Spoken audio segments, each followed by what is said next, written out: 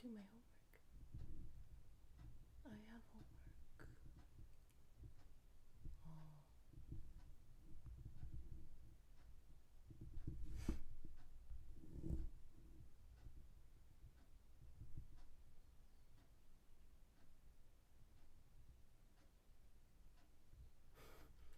Hello, hi. Hello, hi, hi. Hey, how are you?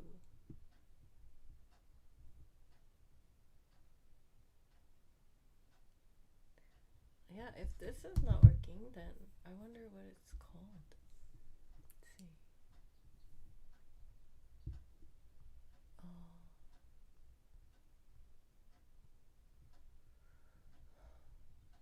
Very funny. Okay, well.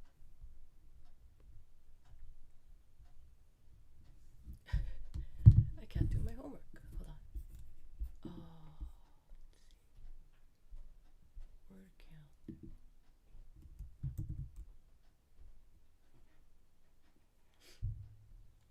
Hello. Hi. How are you? How was your weekend? Let's see. And then pull this up. Oh. Here we go. 51, 40. Let's see.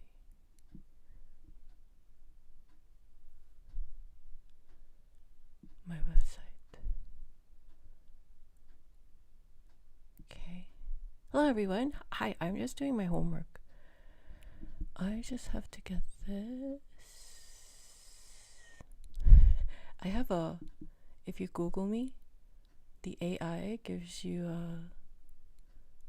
there's an AI mode, and it'll say Dr. Christine Hye-Su Kim is an acclaimed concert pianist and educator known for her performances, something, something, something. Oh, just a second. Just a second.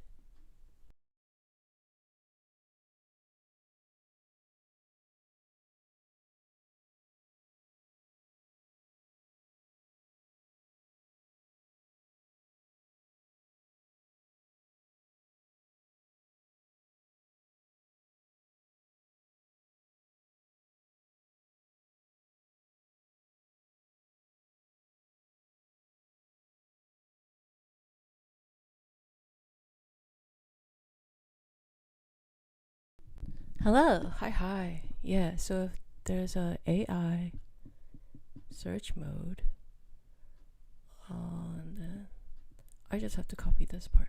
Okay, I'll do it later. Because my computer is not connecting to the internet for some reason. Nice. Oh, okay. Just doing my homework, everybody. Hi. You don't even have to submit your bio anymore. The AI knows who I am.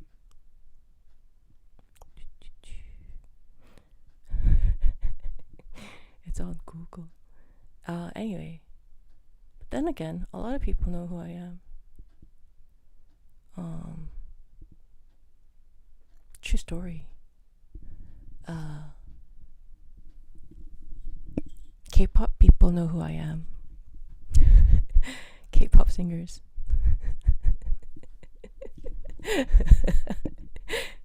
I won't say who they are because I won't say who they are because I'm an artist. Yeah. And I'm not gonna get famous off of some other people. But yeah, really famous people know who I am. One of them even came to see me. Like, he legit just came to see me. But I don't know why. I don't think he's watching this, but hey, how are you? Hope you're doing well. Yeah. So, yeah, I don't know why he came to see me, but anyway, there was a K-pop idol who came to see me. But he didn't say why he came to see me. So, I don't know why he came to see me. But I saw him in my dream last night, though. It was really weird. Did you know sometimes when you like have like a really vivid dream, sometimes it's astral traveling? Anyway, I sound kooky, but it's the truth. You know, I don't talk about, you know what I say? I don't say it unless it's absolutely the truth.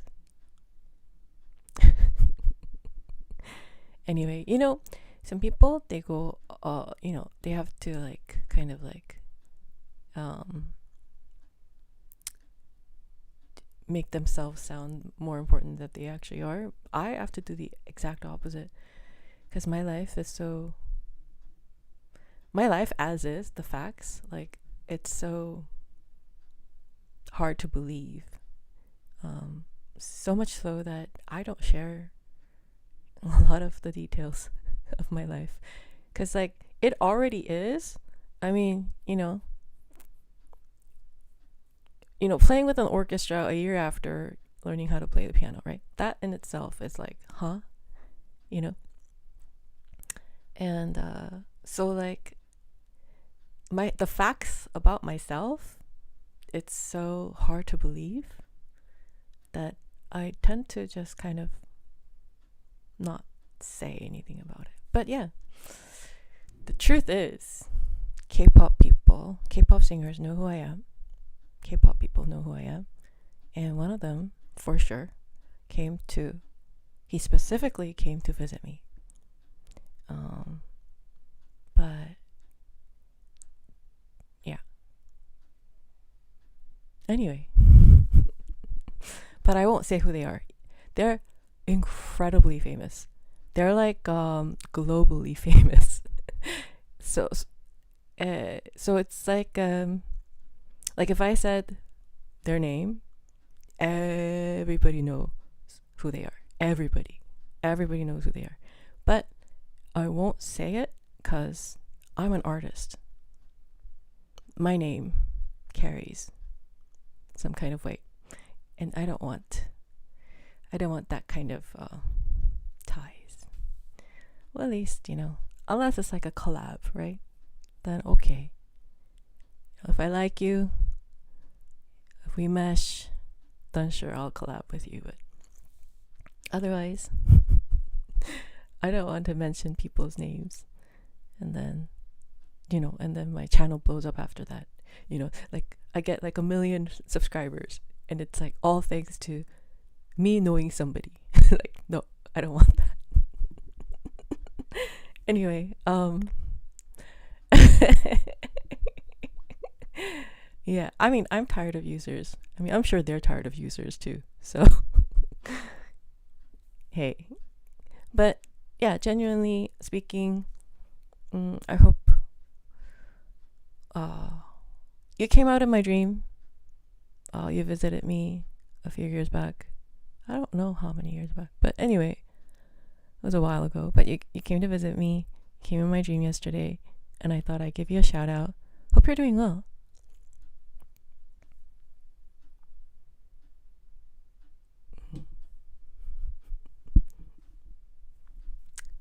Okay, well, hope you're doing well. Okay, anyway, so like, subscribe, join membership. Hi. Where did you meet K-pop idol? I won't say. Hello from Astro. From Astro. Cool. I'm not gonna say their names. Oh, it's true. Very true, right? But in some cases, yeah.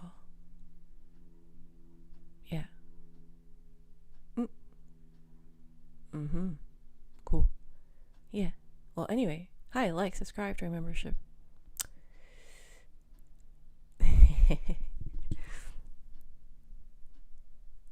like, subscribe to our membership. Yeah, I'm gonna practice. Thank you so much. Bye bye. Not bye bye. But bye to the chat for now.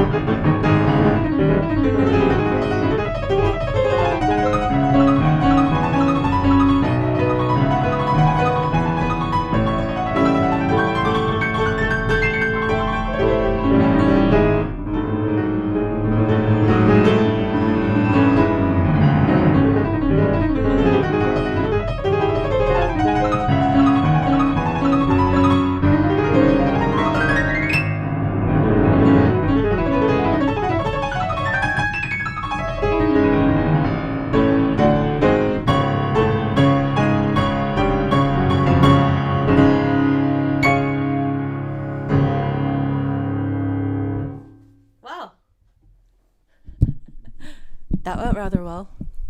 Yeah, I just remembered. Hey, I just remembered. Sorry. I only mentioned one of you. But yes. Let's see. 1, 2, 3. 3 groups. 3 people. No, wait. 3. 1, 2, 3. I think 2 people from one group, 1 person from another group, and then 1 person I saw happened to be there where I was. So, technically speaking, 3 K-pop idols came to see me.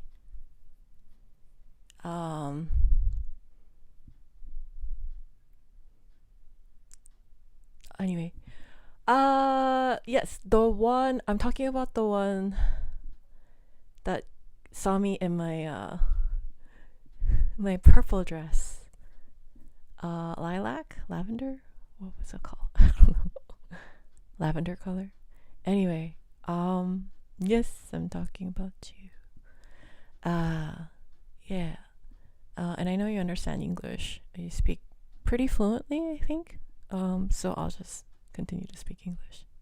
Anyway, you came in my dream. Just thought of you. Shout out. Yeah. So, sometimes truth is more incredulous than fiction, right? They say reality or truth is stranger. It's more harder to believe than fiction. Hey.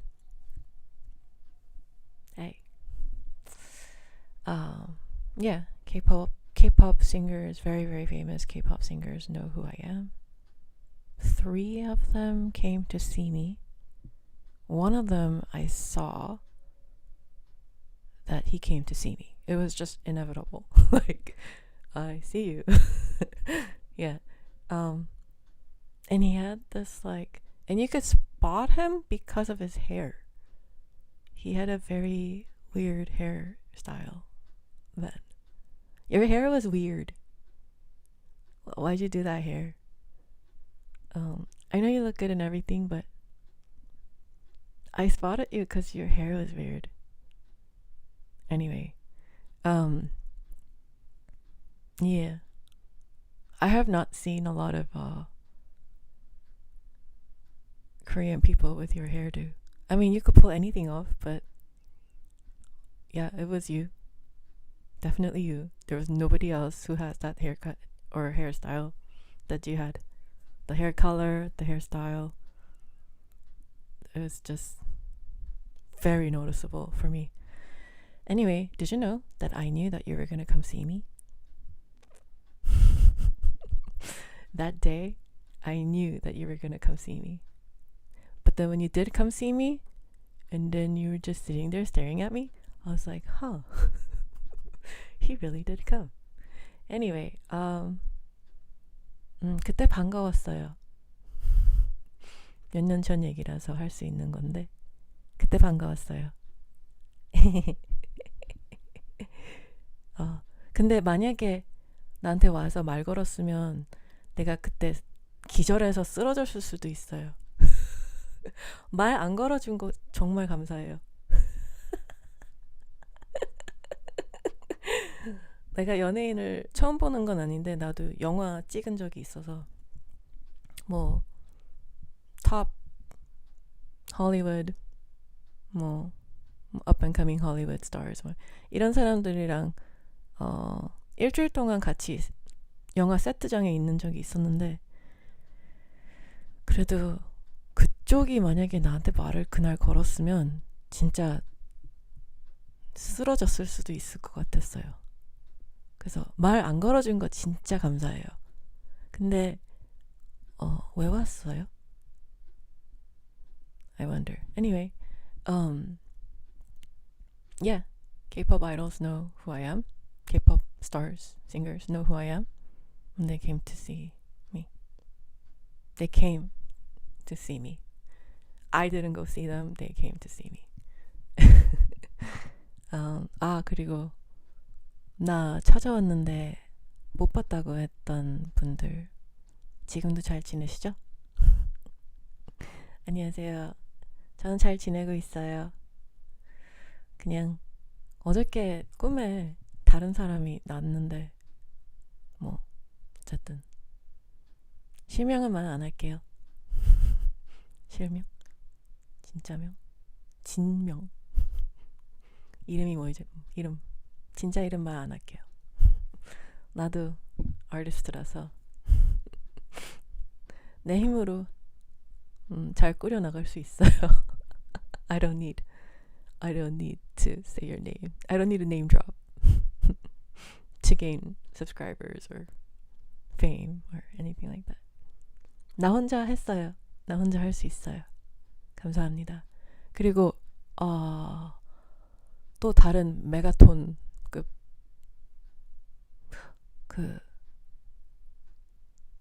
저 복숭아 진짜 좋아해요.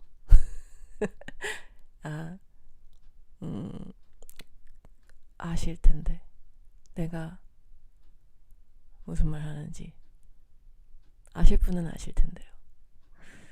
네. 어쨌든 영광으로는 생각하지 않아요. 그냥 음악이 직업이니까 그냥 직업상으로 날 아는구나. 내가 아는 것처럼. 아닌가? 그렇게 아닌가요? 어떻게 나를 알게 됐는지는 짐작은 가긴 가는데 어쨌든 재밌어요. 그리고 근데 그거 알아요? 그쪽 후배들 분이 나를 그쪽으로 통해서 알게 된 것 같아요. 그 사람들도 뭐 곧 잘 나오고 그러던데. 어쨌든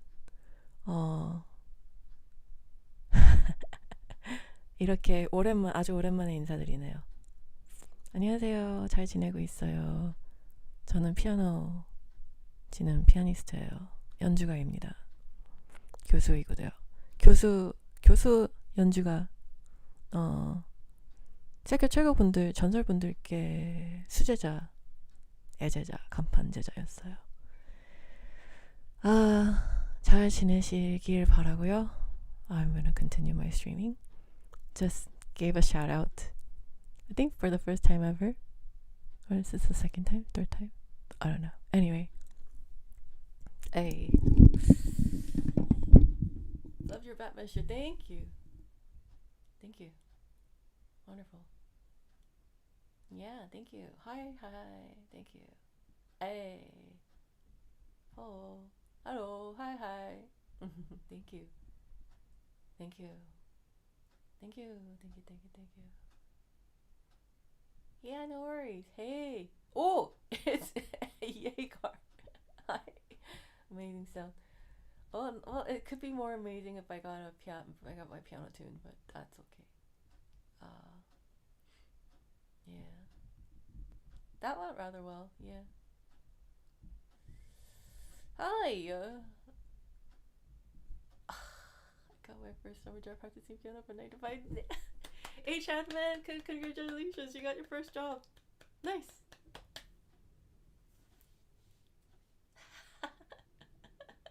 That's cool. Okay, well, I'm gonna practice.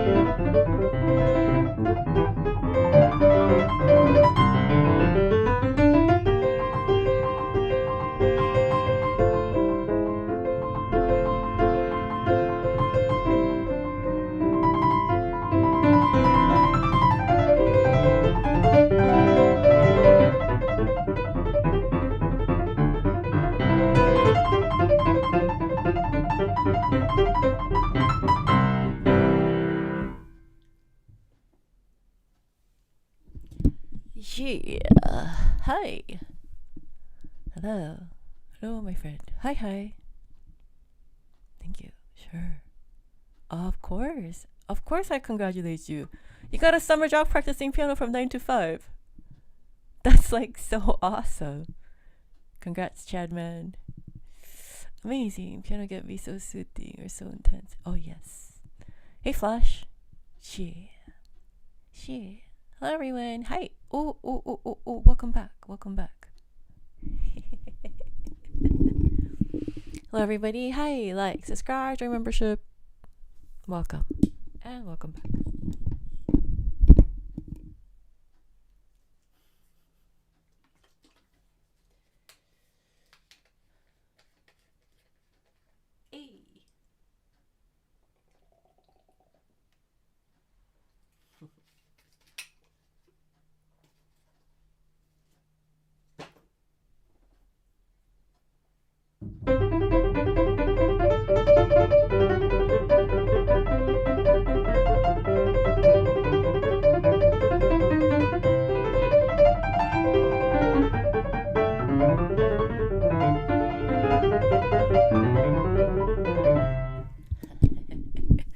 Well,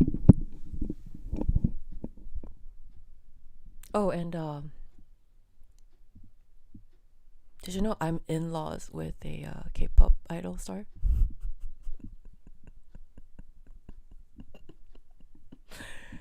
Yeah. Anyway, yeah. I am permanently connected somehow. It's like a in-law with a very, very, very, very, very, very, very, very, very, very famous K-pop singer. It's like everybody knows who he is. But he's my in-law. Everybody knows who he is. Like everybody. Anyway, yeah.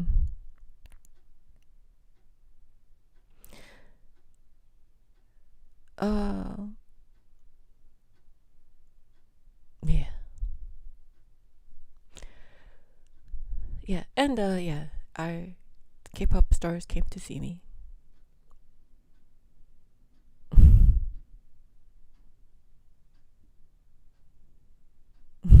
Really cool. That's a flex. I don't think so. It's just I am just connected. I didn't do anything. Anyway, I know what you mean somehow.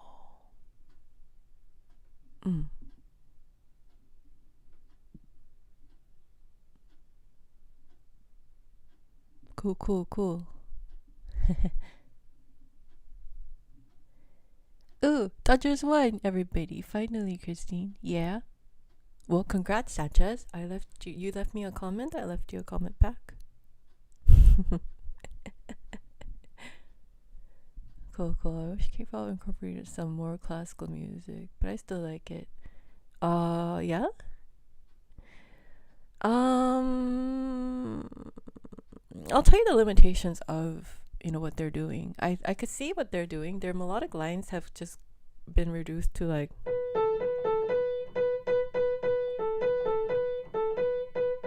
and if you like play their piano reductions, that's what it sounds like. It's because of copyright laws. I mean, how many songs have been written, right? They don't want to spend a lot of money on a song. One of the reasons why these songs sound so well the way they do, some of them the way they do, is because they don't want to because I mean, yes, there are probably millions of songs that they make sure they compare and they make sure it doesn't it's original, right? But then what if there are billions of other songs that because right? So I know for practical reasons, singer-songwriters, whoever, K-pop, whatever, You know, when they come with new songs, that's like their biggest thing, right? So they're trying to avoid, you know, because, you know, whatever. So obviously, if you do it that way, then, you know, there's limitations, right? So, but you know, I'm not defending, or I'm not, you know, nothing of that sort. I am just kind of speculating on why the bigger the group, they have like this specific way of going about their songs and stuff like that. And I would, you know, I think it would be for practical reasons, not for artistic reasons. Anyway, yeah. I mean, I'm not a big fan of music other than, you know, classical, or I am a fan of jazz, yeah, but I still like classical way better. But yeah, I would say, you know, at this point, in postmodernism, everything's been done before, and nothing is new, and so you've got to kind of, there's a tight road that you maneuver around, you know, so that, you know, your hard work doesn't go down the drain, right? Because for them, the copyright thing, you know, means everything goes down the drain, right? So I would assume. And, you know, if they're coming out with a new album, I mean, how many songs, right? Yeah, so that's probably one of their biggest practical hurdles, I would imagine. Anyway, yeah, but yeah,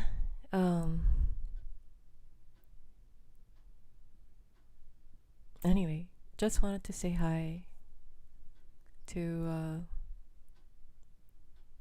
K-pop idols, big names, huge names, who came to see me, and who sees me. Hope you're all doing well. Yeah.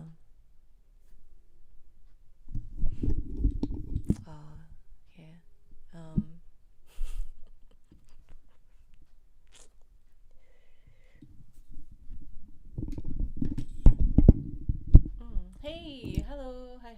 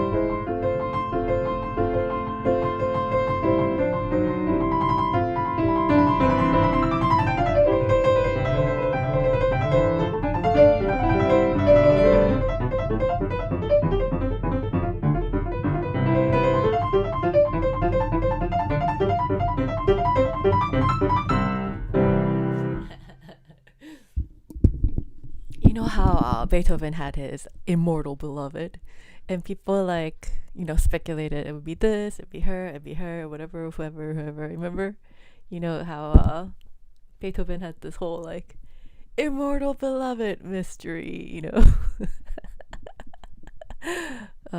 for centuries. Yeah. Um. Yeah. Yeah. I'm not gonna mention any names of the K-pop singers, K-pop idols that are connected to me and who came to see me and who know me and are showing that they know me. Um. Yeah. All of them. I mean, they're not my immortal beloveds, but yeah. I'm not gonna be the ones to spill the beans. Beethoven, did you know about Beethoven's immortal beloved? For those of you who just came to know, yeah, for the longest time there's been, there's been like, we finally found who the immortal beloved is, and then some like 100 years later, oh, we finally found the immortal beloved. And then another 100 years or whatever, or some decades later, oh, we truly found the truly immortal beloved. And I think that's how it went. Anyway, the whole immortal beloved was like a thing for Beethoven. And I hope that in my future, when people search, as people search for immortal beloved of Beethoven, that they would search for the K-pop idols. Hundreds of years later from now, they would search for, who's the one that she saw that came to see her in her purple dress. Or who are the other ones that came to see her? And who is her in-law? Oh, actually, that would be easy to find out. That would be easier to find out. But the other ones, yeah. I want it to be like Beethoven's immortal beloved, although they're not immortal beloveds. Anyway, yeah. Hello everyone. Hi, like, subscribe, join membership. Hope everyone's doing well. Welcome in and welcome back. Hope everyone's having a wonderful Wednesday.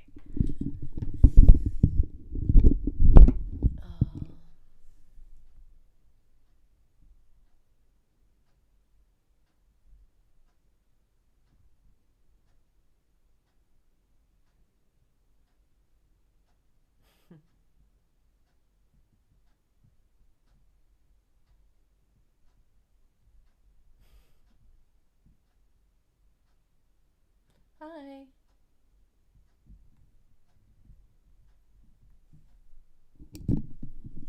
You look like K-pop idol now. Oh my gosh, you're gonna get so much hate if you say stuff like that. I've seen a celebrity like in real life. Well, I've seen a lot of celebrities in real life. I've seen Sarah Michelle Gellar. She just walked by me at Century City Mall. Hi. I saw you around Beverly Hills. Yeah, my mom saw her too. But my mom didn't know she was a famous person. Or, yeah. But I noticed Sarah Michelle. I didn't recognize her. See, I wouldn't have recognized her if it wasn't for her nose. Because you know how she has a very special nose feature? Like it's her icon. Like she's iconic. And, But, yeah. So when she walked by me, I had no idea who she was until like when she walked up close and then I saw her nose. Nobody else has her nose, right? So I was like, oh, she looks like Sarah Michelle Gellar. And it turned out she was. But yeah, my mom and I saw her. And my mom was like, oh. She was kind of like, huh. Well, my mom's cousin is a Miss Korea winner. And so I think she has my mom has really high standards for beauty. My mom's cousin won Miss Korea. So I think my mom just grew up with very beautiful people. Just looking at very beautiful people. And so she just has like really high standard for beauty. But anyway, yeah. Oh, I saw this one movie person, like just out and about LA, and she had these big bodyguards around her. Big, huge bodyguards around her. And she was like, she was thin as air, and she was pale as a ghost. She was pale and very thin, with pitch black hair. Yeah. And actually, oh, come to think of it, my roommate, I went to a camp. My roommate was a celebrity. She was a Korean celebrity. Yeah. And she had like this unique name. Anyway, I was roommates with a Korean celebrity once. Anyway, yeah. I mean, yeah, I've seen movie stars. I've been on a movie set and things like that. But I think you have to have a lot of patience to be, or you have to have a lot of patience. Patience, yeah. I think one key to becoming or maintaining or becoming a Korean celebrity is patience. Anyway, but yeah, they are like, they're thin as air. It's not even like, you know how like people say, oh, you're just skin and bones, like, and you know, you see like girls who are just emaciated, but this is like another level of emaciation. Like, you don't even think they have organs inside them. Like, you don't even think like a heart would belong, like a heart fits in, like, or you know, like like they don't have a stomach, like they don't have. Yeah, they look like this one person that I saw, she doesn't look like she has any human internals. There's like nothing. She has nothing. If I drew her, it would just be like a stick figure, like that, like nothing. But then her head was like this, you know, and so she looks like a lollipop. But yeah, that's how celebrities actually in real life look like. They just look like a head on some kind of structure that upholds it, like a stand. Yeah.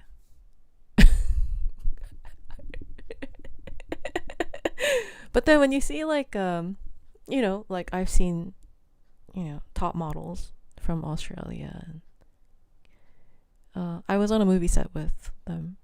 They look like actual human beings. It's just the Asian ones, they look like a stand with a globe, like a small globe on top of it, and they're just walking around with big, huge bodyguards. Anyway, I've seen a lot of celebrities. I've been around a lot of celebrities. Denzel Washington came to my recital. Oh, Denzel Washington was there, my performance. I was in high school. Anyway. Yeah, hello everyone. Hi, like, subscribe, join membership.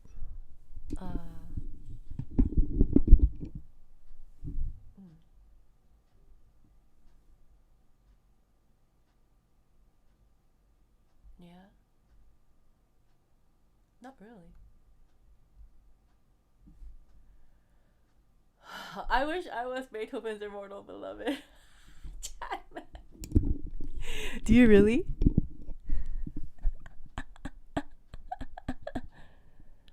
Really? Miss Korea winner? Yeah, my mom's cousin. 사촌 언니. 우리 엄마의 사촌 언니께서 미스 코리아 세요. I think you asked me that before. Hi, welcome back. Hello, hi, like, subscribe.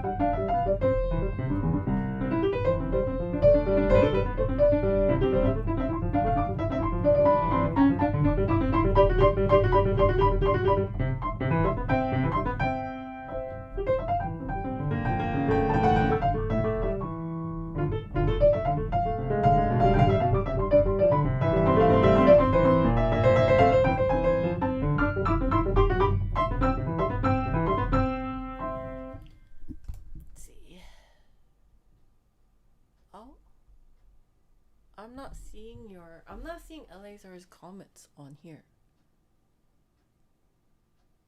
Oh. Oh, yes. Oh.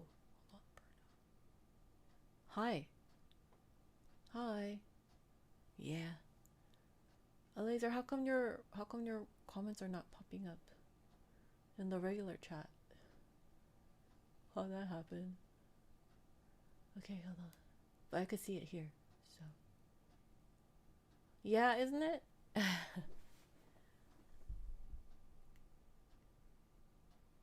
I'm here. I don't know. Oh, okay, I see you. I see you. Okay.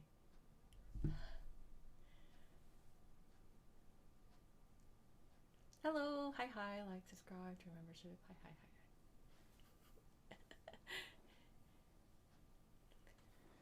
Okay. Oh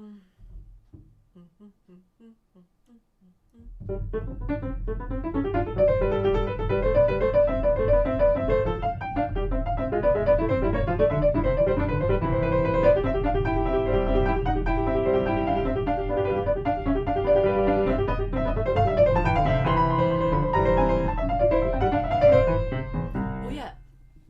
Speaking of which, Eleazar, you said beauty standards are now sick. Yeah.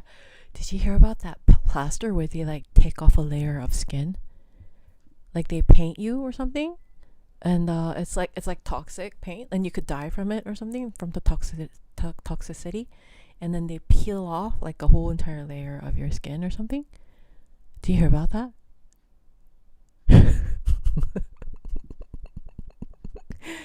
I'm trying to figure out, like, and then like us, because I was shopping for butter, because I wanted to have like a really nice butter spread. And then so now my YouTube algorithm shows me like, this is fake butter, or this is fake meat, or like whatever.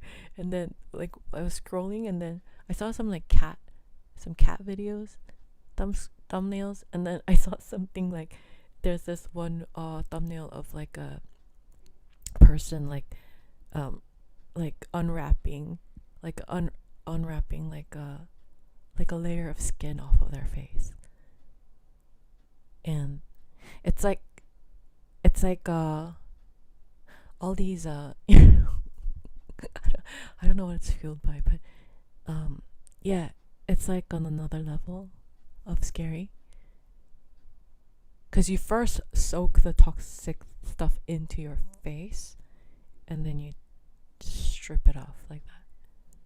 So anyway.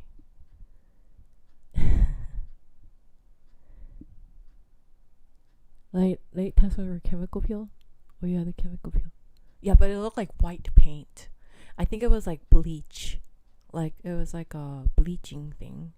Like it, I don't know what's going on. I don't know what's going on. I've never done any of those stuff, so I don't know. I don't know what they're called. I don't know what it's for. I've never even gone. I haven't done like in those like laser things that people usually do. Never done any of them. I have never undergone any like laser stuff or stuff in general. I don't even diet, so very far from like the beauty standard. I don't care. I'm a pianist. I don't have to care. Yeah. I'm a concert pianist. I don't have to care about these insane beauty standards and stuff. Anyway. That's pretty crazy. Hello everyone. Hi, like, subscribe to membership. Hi. Oh, cool. Yeah, cool. These poor people deserve to be treated like real humans. I guess so. But I still think it's their choice.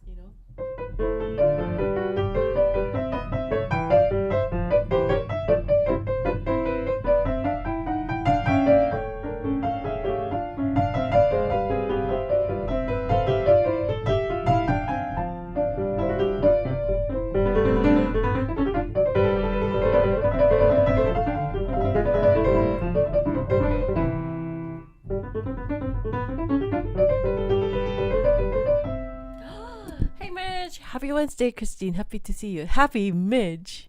Happy Wednesday, Midge. And happy to see you, Midge. Yeah, Chadman. Yeah. Yeah. But I feel like they're, putting themselves through it. I guess it's for the love of the film or the industry, or they like that industry, right? And then I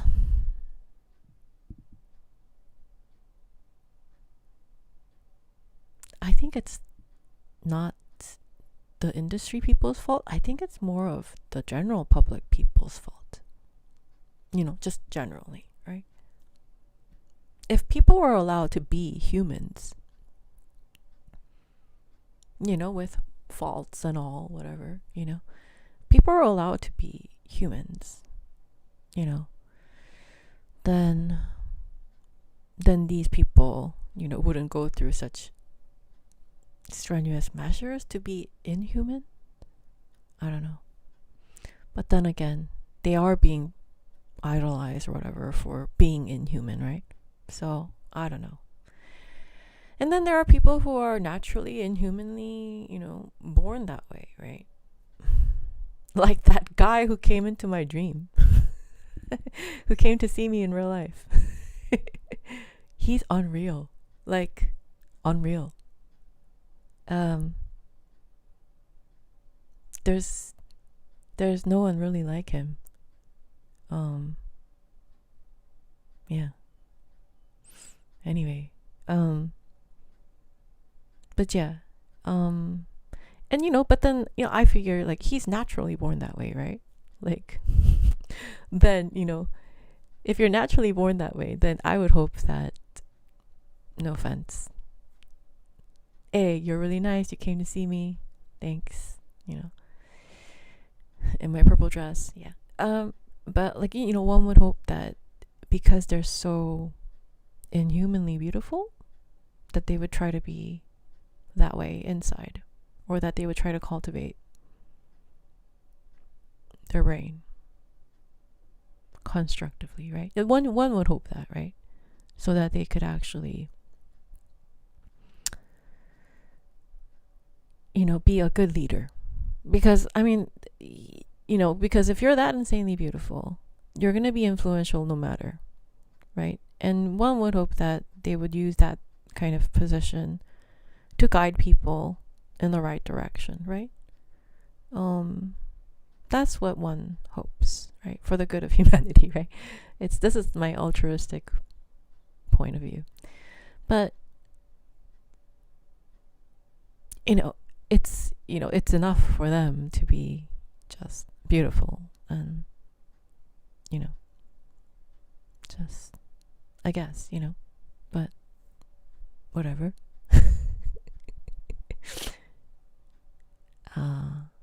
Yeah. That's why I think I like Mr. Rogers, because I think Mr. Rogers, he's like my role model. I mean, yeah. Mr. Rogers. I like Mr. Rogers. Anyway, hello everyone. Hi, like, subscribe to membership. Hi.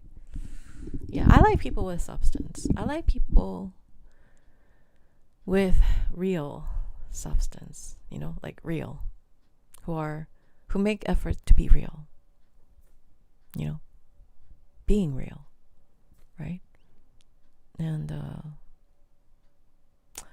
I'm happy that I'm a real person with, I'm real.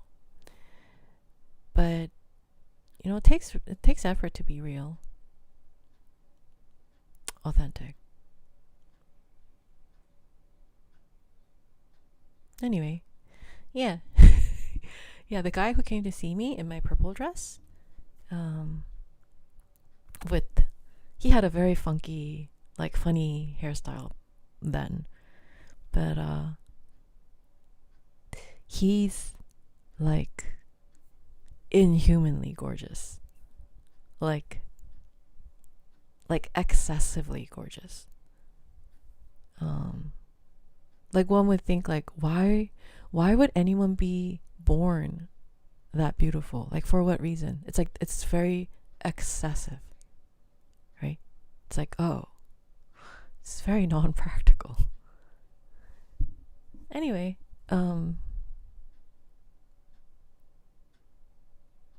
well, I mean, I used to be considered one of those, you know. As I was growing up, I'd admit it. People thought I was a celebrity. When I was growing up, people thought I was a celebrity. People thought I did modeling work. People thought, you know, even when I was at a movie set with all these models and celebrities, people thought I was an actress too. So, yeah, I mean, I did experience a little bit of it. I mean, I put myself out. I isolated myself away from those kind of situations. But yeah, I mean, when I was growing up, I was considered excessively like in access, yeah, beautiful. So, but it wasn't the type of attention that I wanted. Yeah. I didn't want to be known as the pretty one. I know it sounds really strange, but I didn't like it. Because being pretty didn't bring me anything good. At least not for me. Being pretty was like a curse. Anyway, like, subscribe, join membership. Hi. Hi. Hello. Yeah. Cultivate beauty. Beauty will save the world. Dostoevsky. Oh yeah. Do you play the piano there? Well, which one? Oh, yes. Well, I'm gonna practice. Did you play the piano there? Well, my piano can't be heard in that environment. But yes, technically, I play the piano, but it can't be heard, especially when he was sitting. Golden ratio of faces.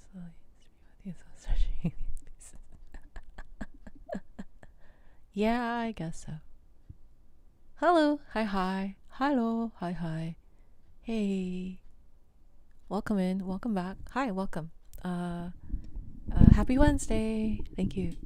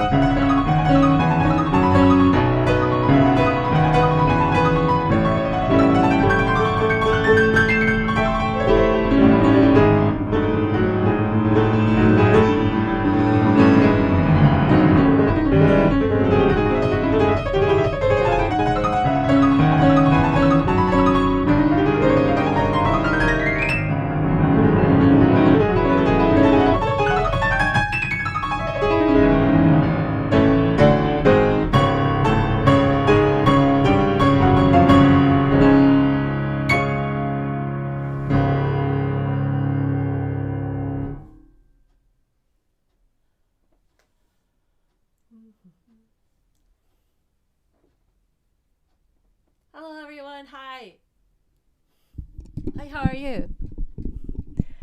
Amazing. Thank you.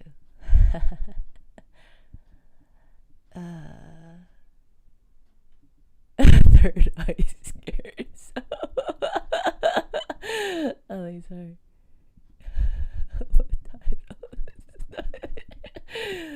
Laser. People might start calling it the third eye scared. So that's funny. Bravo. Thank you. Thank you. Yeah. I'm gonna have to practice more, but I'll do that after the stream, I guess. A little bit more. But let's go ahead and. Oh, I have to bring back the La Campanella too. Guys. Let's try the Rachmaninoff.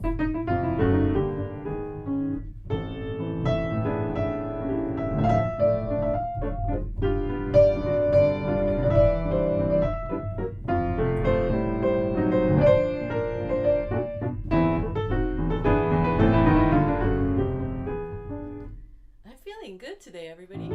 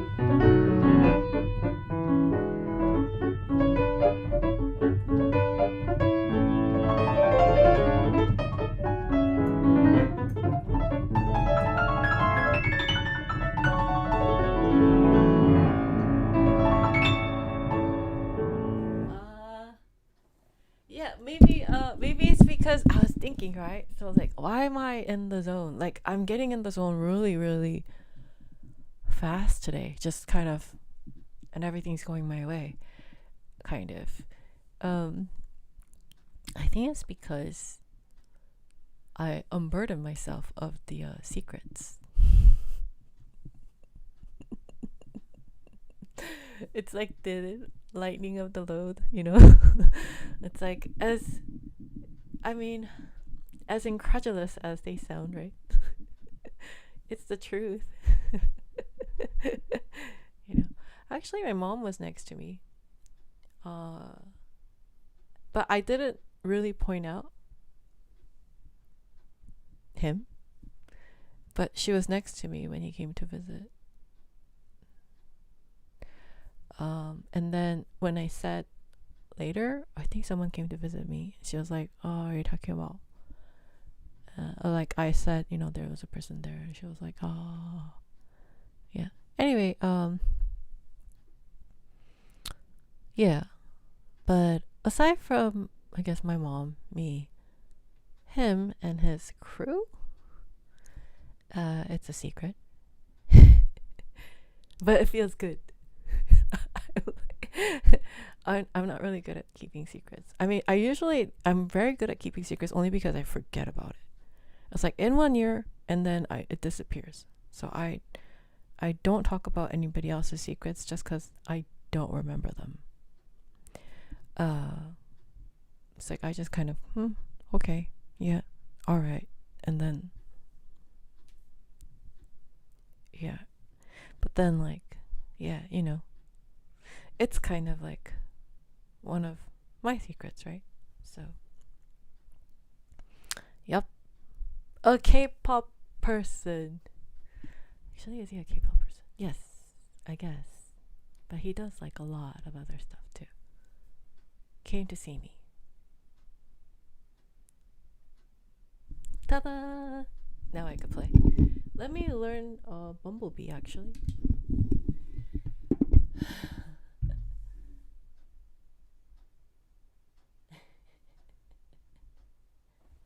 Yeah. But like,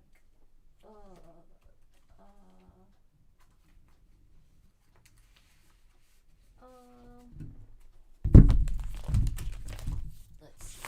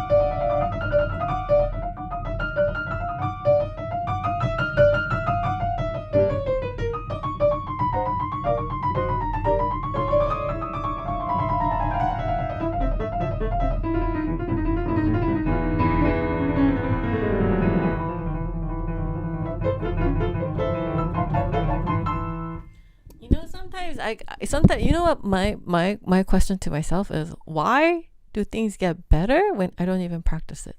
So it's like I learned the notes before, and then I'm coming to revisit it, but why has it improved? Because I haven't practiced it. That's something I don't understand. Even me. It's like you know, like, because once you don't practice something, it shouldn't be like in your hands. Like, it should leave, right? Or it shouldn't get better, right? But sometimes when I come back to something, it gets better. And I wasn't even thinking about this piece, like, at all. At all. You know how some people go, oh, maybe you were subconsciously, you know, at sleep practicing it. Nope. I have a lot of other things that I think about, or Sometimes, I get astral visits,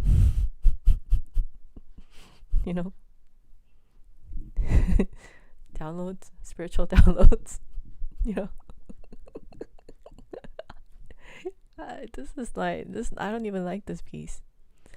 Yeah, I don't get it. Anyway, today I'm in top condition. It's really weird.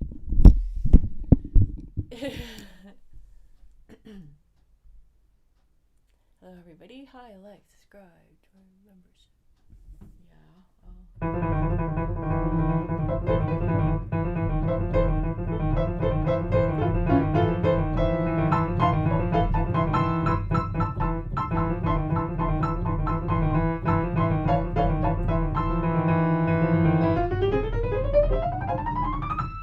Yeah, just my fingers are moving.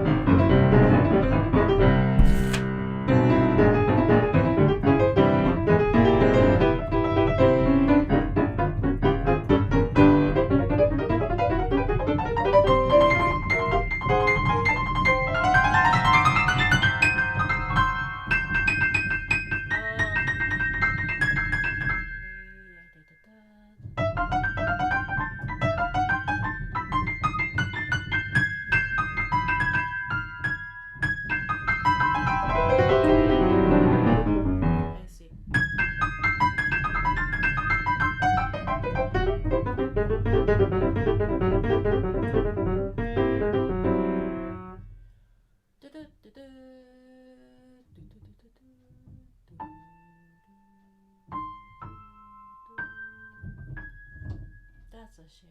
Why'd you write an A flat there, Rachmaninoff? Sergey.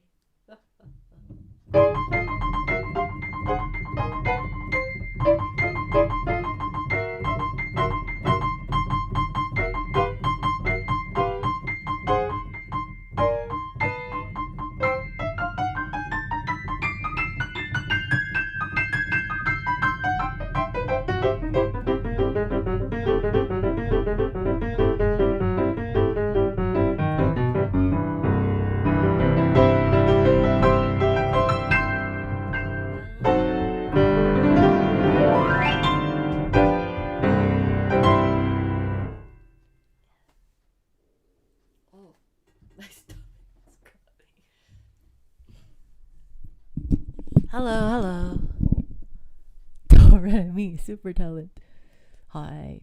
You know what I feel like? Do you know how I feel about Do re mi? Maybe I'll see it performing somewhere in higher astral plane. Yeah. Are we floating around? Do you ever practice without a piano, just reading through a score, imagining yourself playing? Absolutely, yes. All the time. Actually, I used to do that in the music library. Sometimes, during conservatory days, there'd be like days where you can't get a practice room. Like the practice rooms are completely filled, and you wonder why they have a huge football field next to the practice rooms. It's like where I went to school. They used to have a practice room, and then right across from it, there was this place where they hold the Heisman trophies, and like all the athletes are training in the basement. And then there's like a track and field like next to it, and these places are huge, right? But in the meantime, us classical musicians are sharing practice space with jazz department, right? So then they're holding, there's like a drum room for the jazz people. They're amazing, by the way. We had a very nice jazz department as well as a classical music department. So anyway, so the rooms will be filled, and then they moved the practice rooms like 3 times or something like that, or like 3-4 times. But when they moved it off campus, right, still like across the street, you would see like this big, huge like football, or like this. They newly built like a huge athletic compound. It's huge. It's like ginormous. It's like the pyramids. It's like which is huge. They even have like the pyramids, they even have like those statues like engraved on the, I think, yeah, on the walls. Anyway, and you're just coming out of your little practice cells. Yeah, there'll be a lot of days where you just don't have a practice room, but you're supposed to practice. Library, the music library was sizable, right? So because it's our university is our nickname is best in the West, right? Anyway, so we had this huge music library, and I would just go there and then open up like orchestral scores, and then still put it in my mind's eye, in my mind's ear, and just kind of listen to it, and then I would come across these like chamber music scores, or like other, like not just piano but like other scores, and I'd be like, how do I transpose this? There's like alto clav, tenor clav, whatever, and then yeah, so like you just kind of, yeah, so I got in the habit of doing that. So like, and then the school policy is that you don't ever put it back in, right? Because they want you to like leave it in the carts. Like if you pull out a book from the library shelf, then you have to put it on like a cart, so that the librarians would systematically, because it's an art, right? Do you guys know that the librarians have a degree in cataloging? Anyway, so they use like a certain system of cataloging, right? So yeah, so you leave it out, and then they'll like put it back in, right? And then yeah, but then the cart next to my table, like my library table, would be like filled with books, and I would feel bad, and I want to help like put it back together, but I mean, policies are policies, right? Like if you misplace, actually, it's actually really bad if you like put it back in yourself, because if you don't do it according to the catalog, then the library system marks it as missing, and that creates a lot more turmoil and chaos than you trying to be helpful and then putting it back again, right?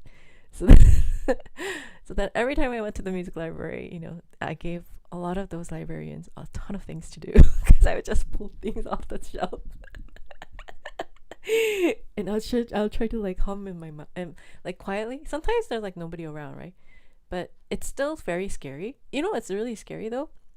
If you try to sing when there's no one else around, it's kind of like when you're talking in a very empty area. It's still very scary to hear your own voice. I don't know. I found it very scary. I think, by the way, I think our libraries are haunted, especially Doheny. Especially the basement of Doheny. Anyway, our music library used to be situated in some kind of basement.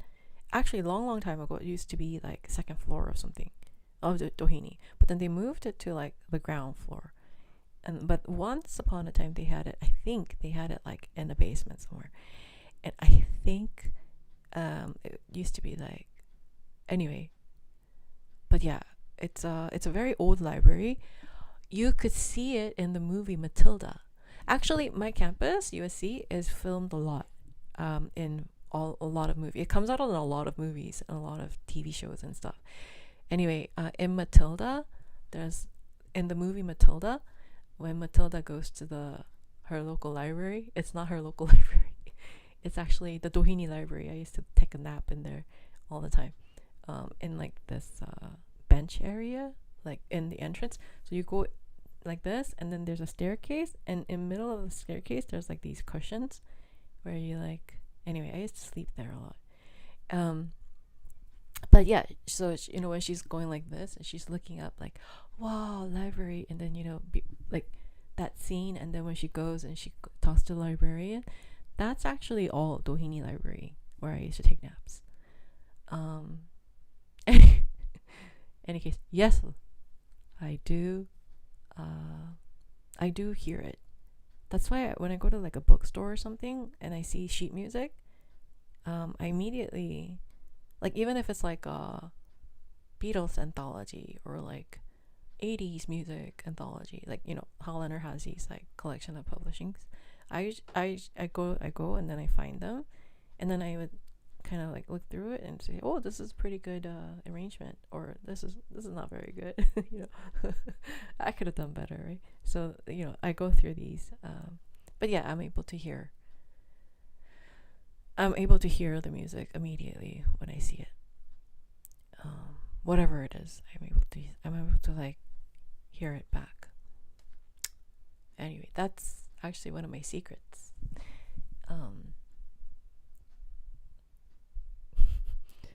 Yeah. Oh, my secrets are coming out. I used to sleep in libraries. When I get really tired, I used to like pack up my stuff from the practice rooms, and I used to walk over to either Levy or when they got they have the tutors, like when they got the new food court. What I used to do is I used to go up to like not the second floor, but like the third floor, second and third, and they have these long hallways with like these cushions, but it's right across like the study area, like study room areas, whatever. So I used to take naps there. There's very good nap places around USC, and I used to take naps. Levy Library Computer Lab downstairs in the basement. If you go down, there are these benches with the cushions, the long cushions. I used to lay down. So when I take naps, it doesn't mean like I'm taking nap like this. I'm actually like fully laying down, taking naps. Yeah, so I used to take naps in the basement of Levy Library, but then that got too cold because I don't know. Do computers need freezing? Do they operate better in freezing temperatures? Anyway, they freeze the computers and they freeze the people inside it. So then I thought, okay, maybe I could do better. So I used to go, actually, I used to take naps in Mark Taper Hall, where they, second floor? Anyway, they took like a floor out of Taper Hall, and then they turned it into a computer lab. So then I used to just go there and I used to like put my head on the desk and sleep there. But that got a little, if that gets a little too, but that's like, I feel like a safe place because there's people like coming in and out. So I didn't feel as scared. But then if I get really tired and I want to like lay down, then I used to go to Doheny, and then where the staircases go down like this, there's like a marble little bench area. I used to like lay down and sleep there. Yeah. Places I used to sleep. If you're ever in USC area and you wanna visit those places. That's where I used to take a nap. I used to take naps there, like, actually no. After I became like a full-fledged faculty, then I became a little self-conscious. So I went to my car, and then I took naps there. But before then, like when I was a student, even like when I was TA, adjunct faculty, I used to take naps, like laying down in the hallway. But then, after they put me on like a payroll with benefits and things like that, I was like, huh. So I would go to my car and then sleep in the back seat. But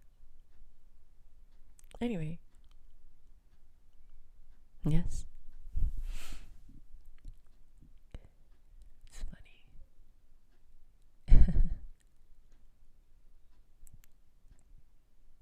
You still remember the smell from the practice rooms? Yeah, right? Huge football field, but athletes are in the basement. Yeah. Yeah, it's like air conditioned and they have these like equipment and stuff. You love naps, huh? I kind of do. I have like this poo pin that says I believe in naps. There's like poo sleeping. Anyway.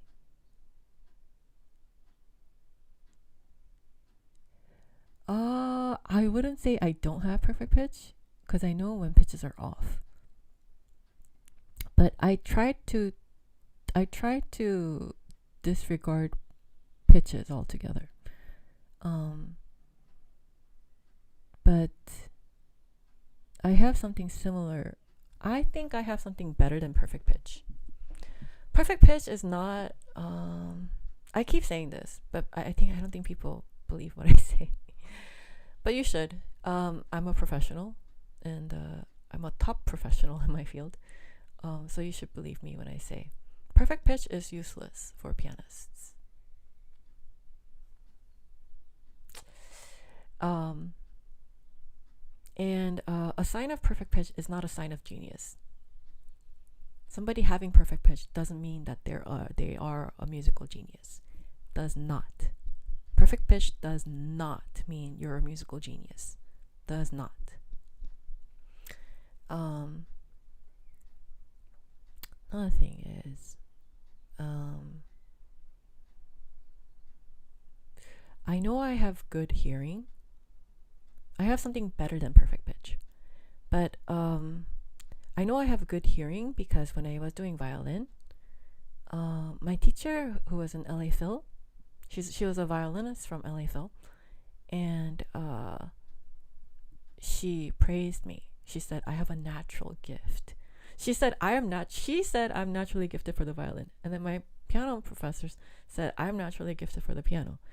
Anyway, so I know I have good ears, because I've studied violin, and my violin teacher from LA Phil has said that I have amazing ears.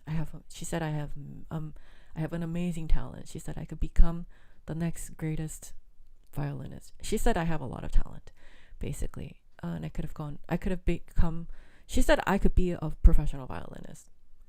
So meaning pitch wise, my ears are very sensitive, but it's actually better than perfect pitch. I have something, I guess, Beethoven, Liszt, Schubert, Chopin. I have their hearing, which is there's something better than perfect pitch.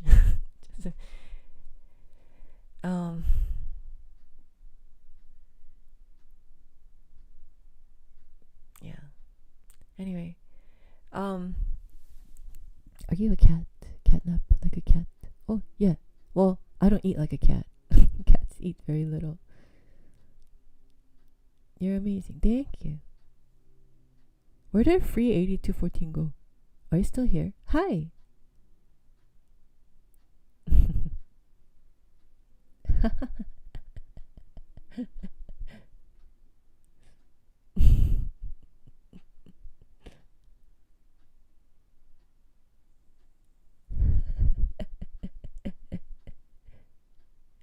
Well,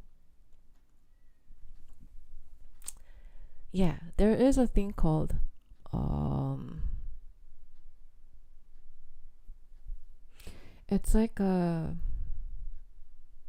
it's like you could hear things in your mind. You could hear things in your mind, and the pitches are more about the connections to each other, right? One pitch.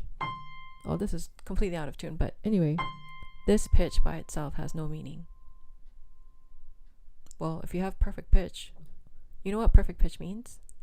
Perfect pitch means, oh, this is C. Yeah? But do you know the meaning behind it? If you don't know the meaning behind a pitch or a chord or a sound, if you don't have it tied in with a connection, in connection with something else, then it means nothing. It's kind of like the word the. The what? The.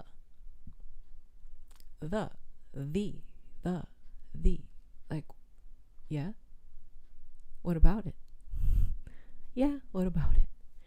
Right? So I hope you understand. People in our channel, please understand that this is a higher playing field. We're not talking about general public stuff, general knowledge, general things, people of the world, generalized things. We're not talking about that. This, when you're here with me, we're talking about higher level things, higher level stuff. Okay? And fact is, perfect pitch means nothing. Why? Because if you have perfect pitch, your natural ability is, I could hear a sound, oh, and I can match it. Oh, it's an A minor chord. Oh, okay, that's good. It's an identification. So you could identify. It's kind of like, you could identify, how about this? You could identify a lot of famous people's faces. That's great. You can memorize a lot of famous people. Okay, and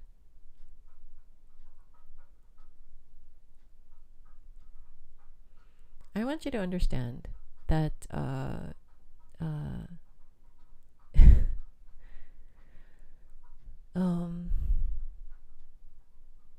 memorization of information or memorization of pitches or any of that sort, it means nothing if you can't put it into context. These are facts. And so, hi.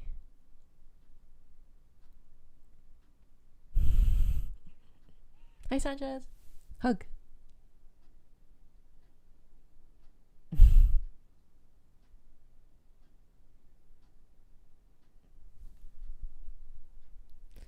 yeah, so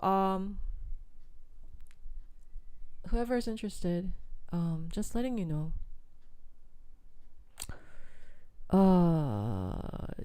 having perfect pitch means nothing.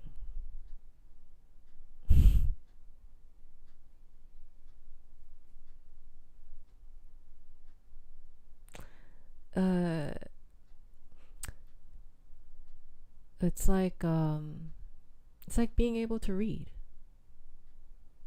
lullaby. Okay.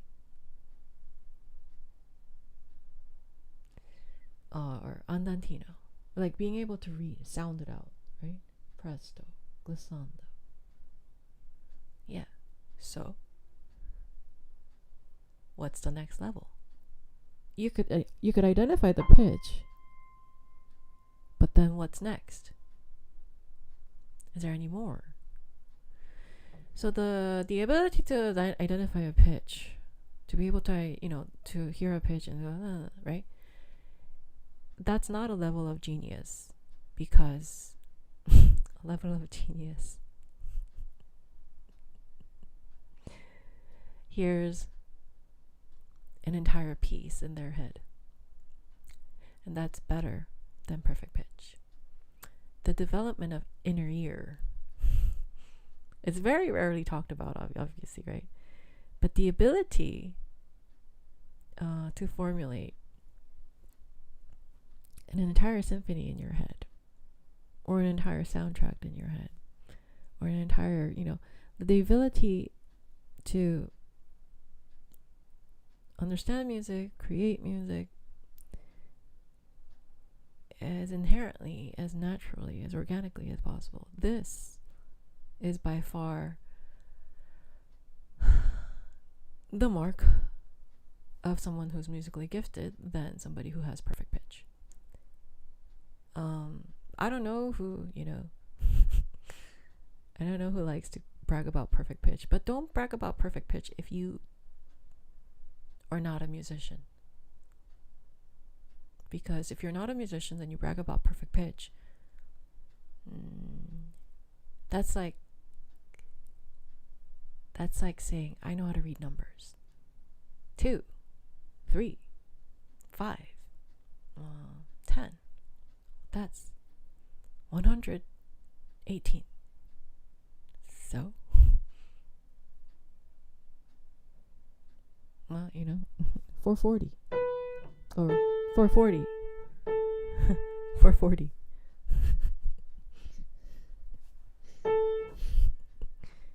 A 440. And what comes after? What does it mean? What is it connected to? Right? So,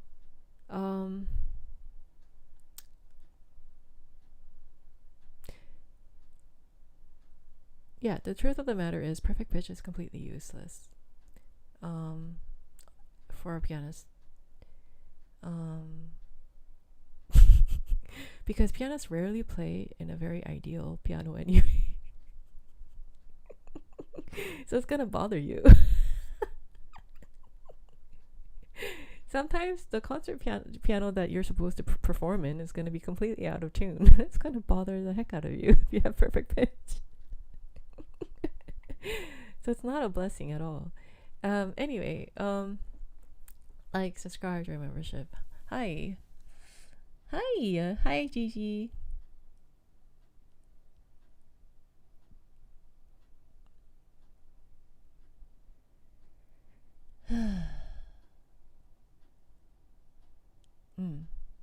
Cool.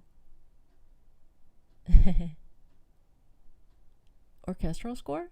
Well, you'll get used to it. Hello, hi. Okay, well, I'm gonna practice. Thank you.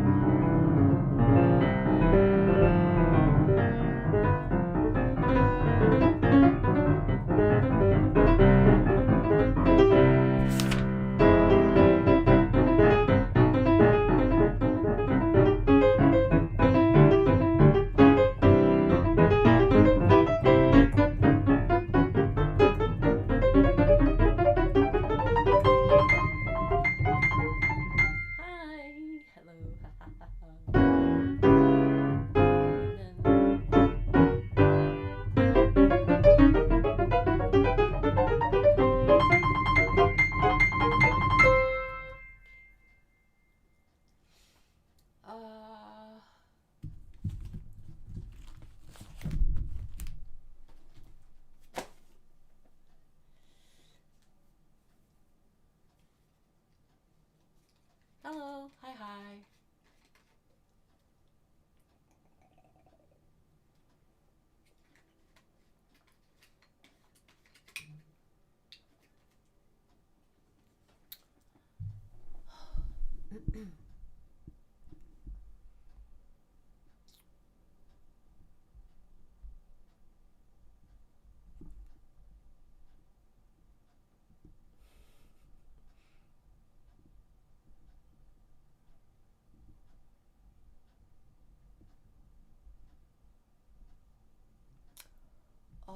I want to end a little early today. Yeah.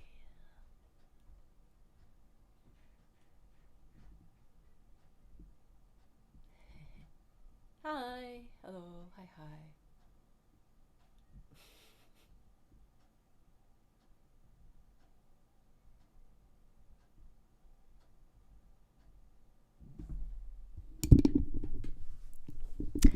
Let's see. Thursday, tomorrow is going to be request day. Friday, Thursday, Friday.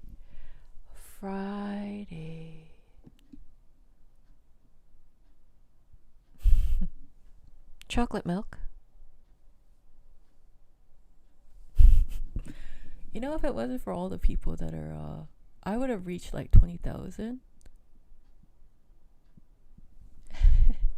I think I would have reached like 20,000 if it weren't for all the people who are blocked. 20,000 easy. 20,000 subscribers easy. All the people that are blocked from our channel. One of these days, I'm just gonna turn it into a subscriber only. And we'll just operate that way. Or members only. And we'll just operate that way. But thank you. Hello. I believe in quality over quantity. Quality over quantity. And you know, there's only a handful of people who stand at the top, sit at the top, right? It's not like a lot of people that do that, right?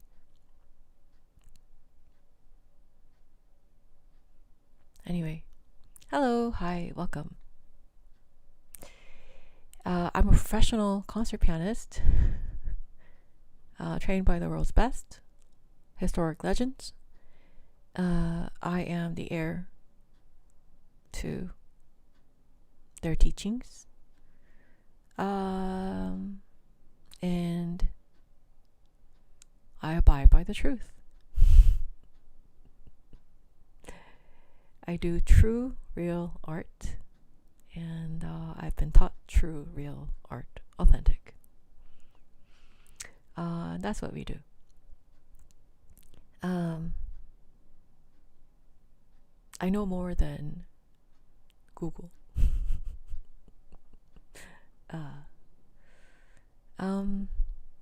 But yeah, I'm just leaving things for now, but more for the future generations. Because the truth will catch up. It'll take a long time maybe, but the truth will catch up. And somehow, some way, people will find out. The truth always comes out. And so, for those of you who are here from the future, hi. I knew you would come. I knew the day would come.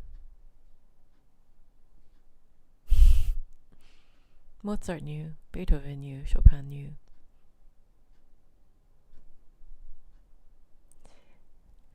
Hello.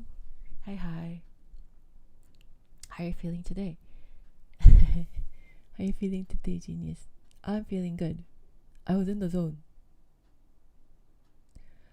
I watch your channel almost every night. Thank you. I appreciate that. Thank you so much. Thank you. Yeah. Well, by the way, hi from Switzerland. Hi. Hello. Oh, Switzerland's beautiful. I know somebody who's born in Switzerland. Yeah. I think he has a citizenship, right? You were born there. You have a citizenship there. Yeah. Anyway. Hi, like, subscribe to your membership. Yeah. Okay, let's go ahead and do some popular music. Popular classical music. Alright.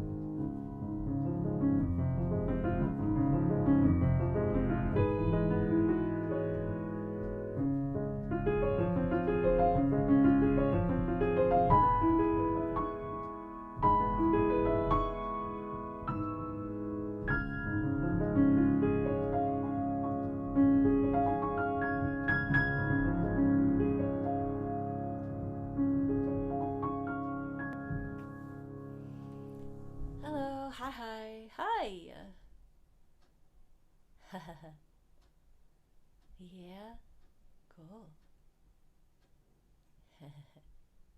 Hi.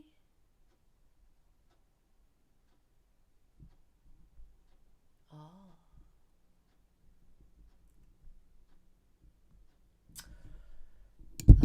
Alexei asked, "Hi, Christine. This might be a strange question, but do you think humans have reached a technical ceiling when it comes to the piano?" I think humans are not exploring more. In terms of technique, and I've said this a lot, this is why I really appreciate regular viewers, because everything is, everything adds up. I've said this before. I said if you ever encounter anyone who separates chords from melodies, then know that they're only 50% fluent, 50% fluent, half fluent, which is not 100% fluency. Same thing with, if you ever encounter pianists that talk about technique versus musical, then know that they are also 50 half fluent. They've reached halfway. So when you ask me, have humans reached a technical ceiling?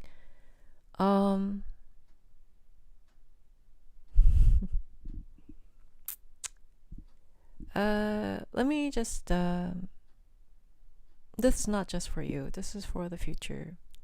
The truth will come out, in the future, and people will realize that whatever I'm saying, everything that I've said, is absolutely the truth.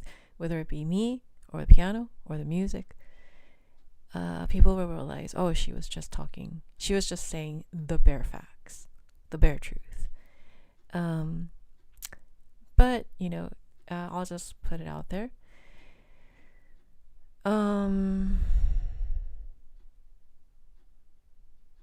People are not exploring enough.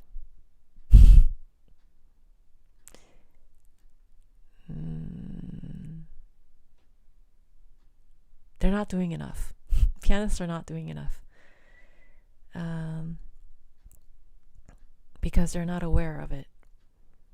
When pianists listen to me play, they don't know what level I am. It's because it's far beyond their level. They can't understand it.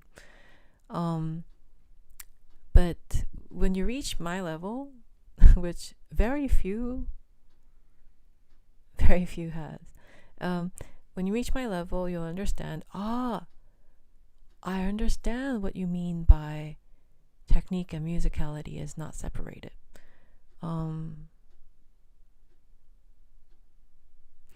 There's this thing called the art of sound production, and it's a lost art now.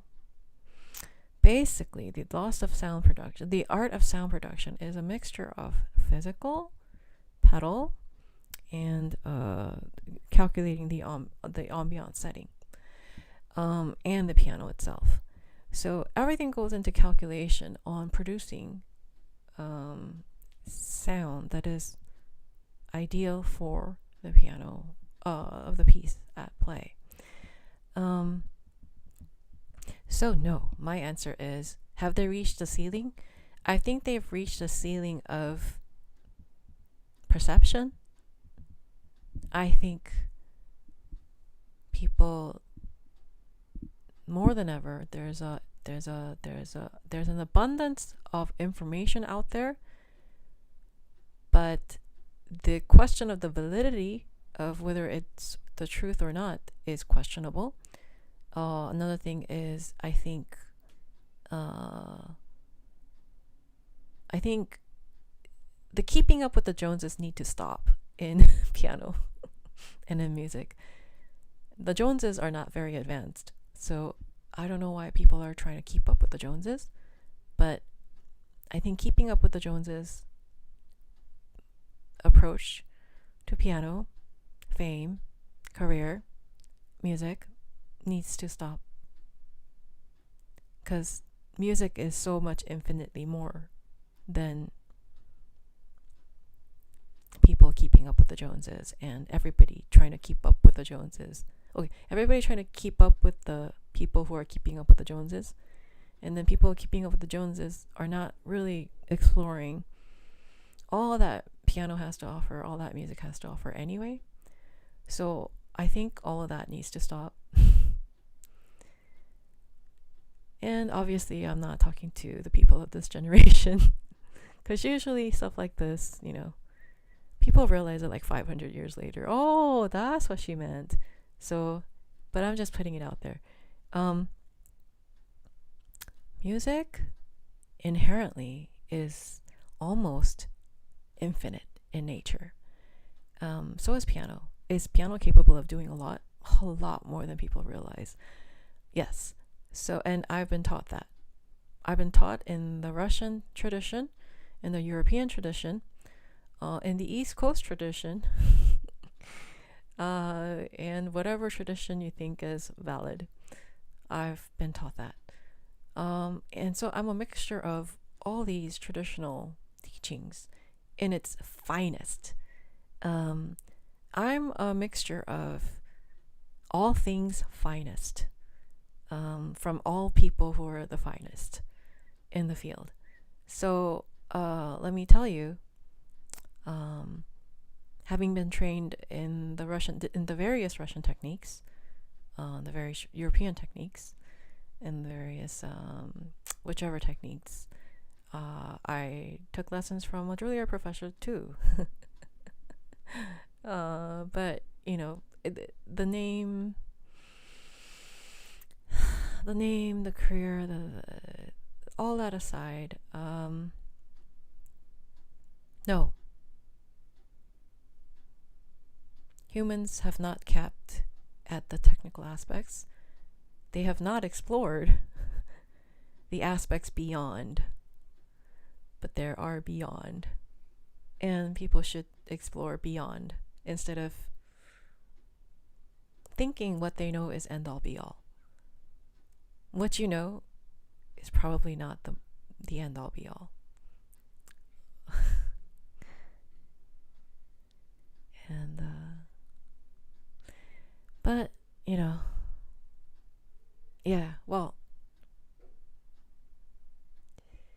for I'm at the top of Everest, right? So if I'm at the top of Mount Everest, right, I have a very bird's eye view of things and things like that. But I could see what people can't see, and I could see further ahead than most people could see.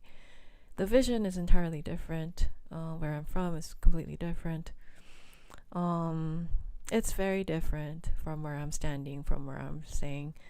So it's not going to make sense to everybody, because everybody is keeping up with the Joneses without saying that they're keeping up with the Joneses. And then all the people that admire the people who keep up with the Joneses and get, whichever contracts, whichever, establishments that they are able to keep up and get, and, which is necessary, But one would hope that, these highest positions, or, these positions that promise security and promise stability for the art to flourish, that it doesn't go to the people who are merely keeping up with the Joneses and working with all the limitations and not going beyond. But that's just the way things are, right?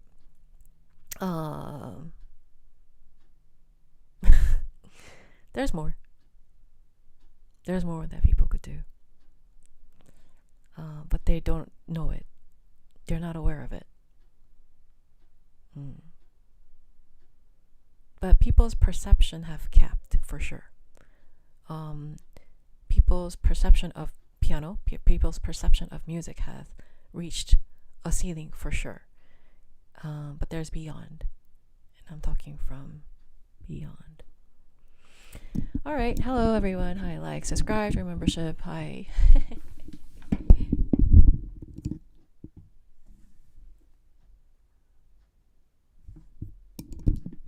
Who is at the forefront in piano besides you? Anyone, I'm not going to name names, but anyone who is authentically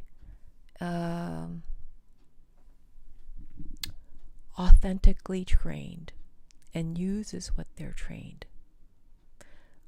Anyone who is beyond putting left hand and right hand together. Left hand and right hand. Left hand versus right hand. That's the whole chord versus melody thinking. And then technical versus musical thinking. It's like, if people are really good, those aspects are integrated. Right? Because if you're a really good piano player, then you don't think about left hand, right hand. My left hand's doing this. My right hand's doing this. You transcend that, right?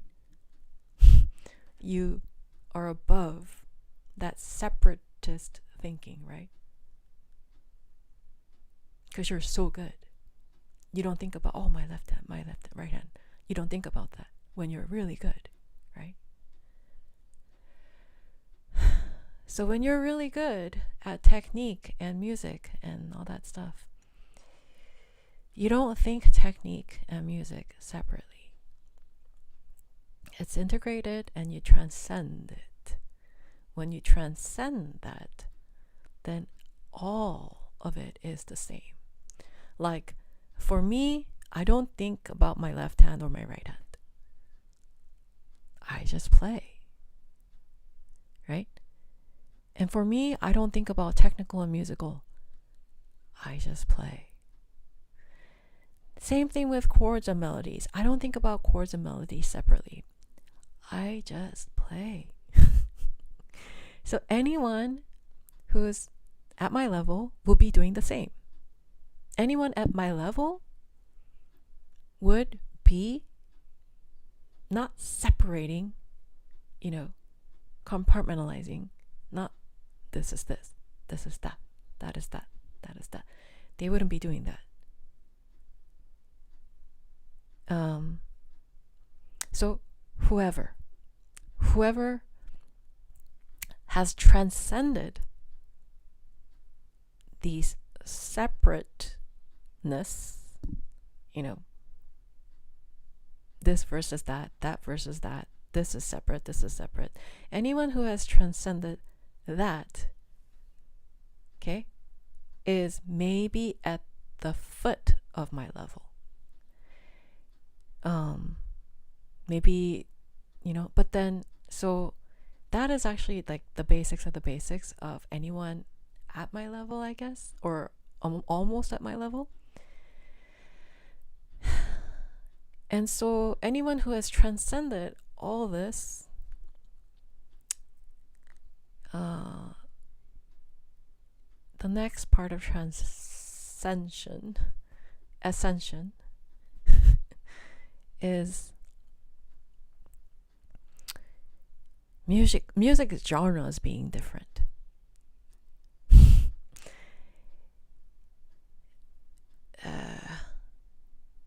Anyway, yeah.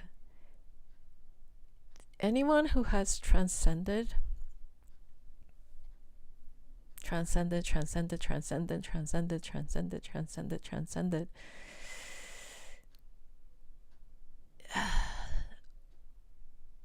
they're at my level.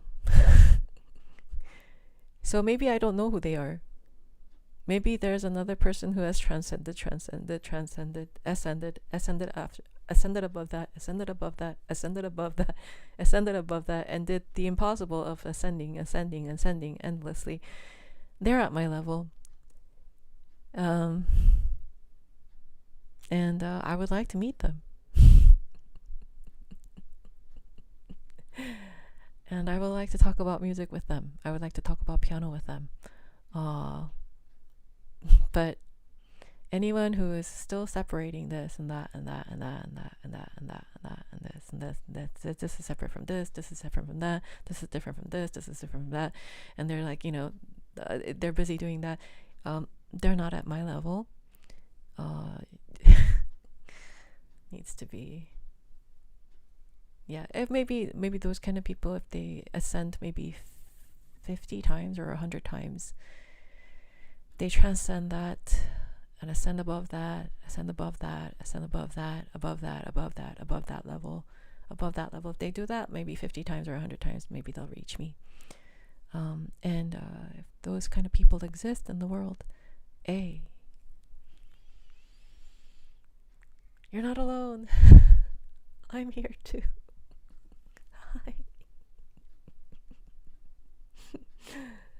Hi. Yeah.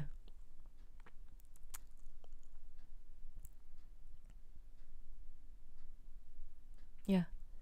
Anyway,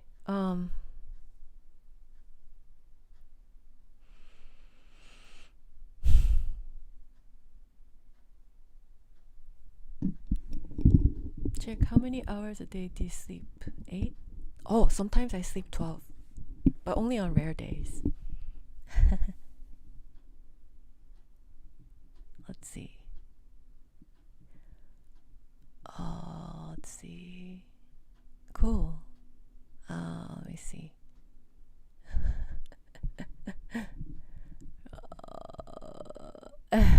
Thank you.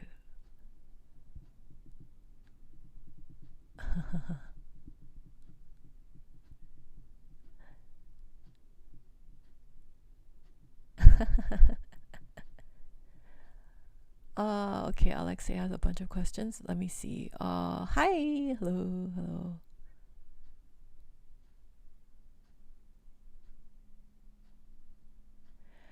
Yes, I do know the answer. Alexei asks, as a piano enthusiast, amateur, I was wondering why pianists are judged on composition from the past. Can we produce anything better than the genius of yesteryears? Yes and no.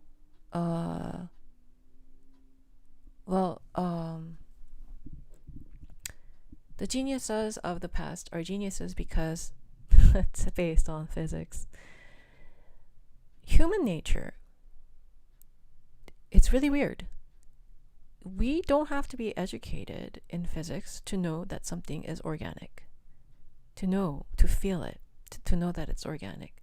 So it's kind of ingrained in us. The knowledge of physics that we feel is ingrained in us. So much so that when we see something artificial or things like that, when people are in tune, right, they'll reject it, right?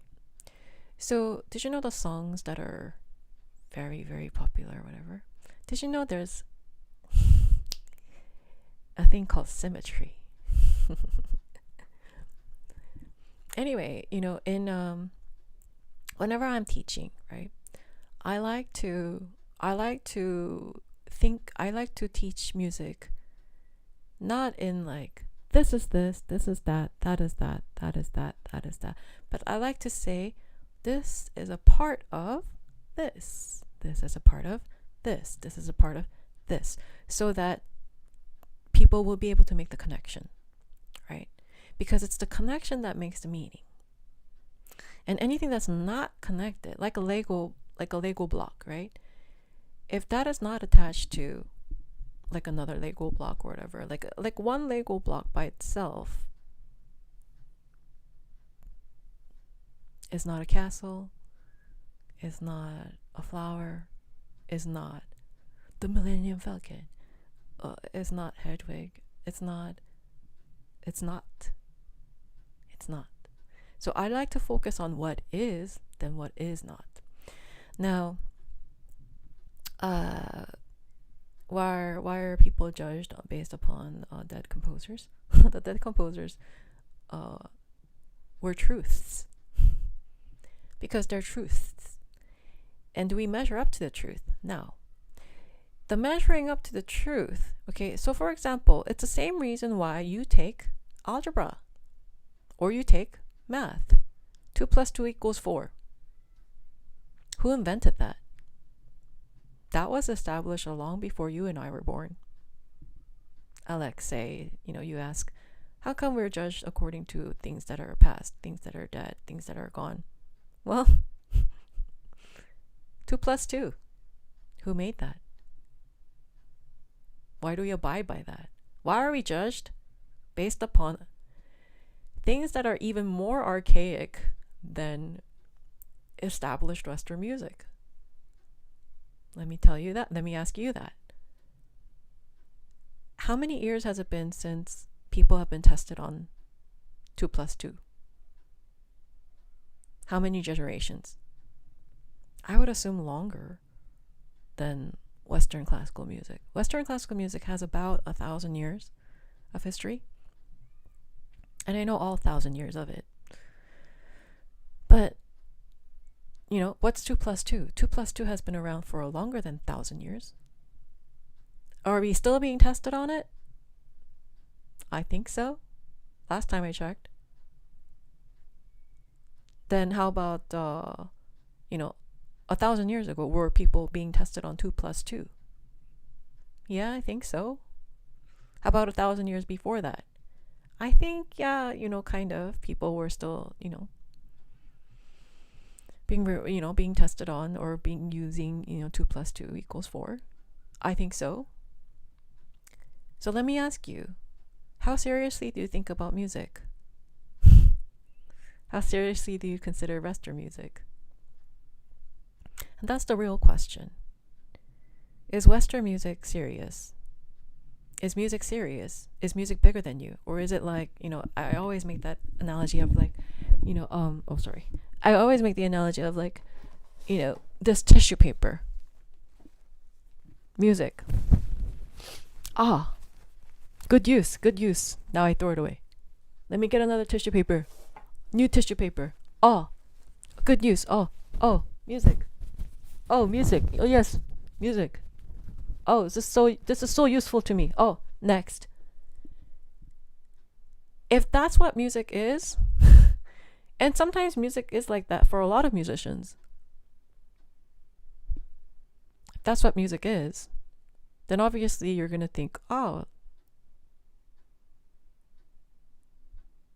Bach, so long ago. Yeah. But see, this is where music education has failed. It's that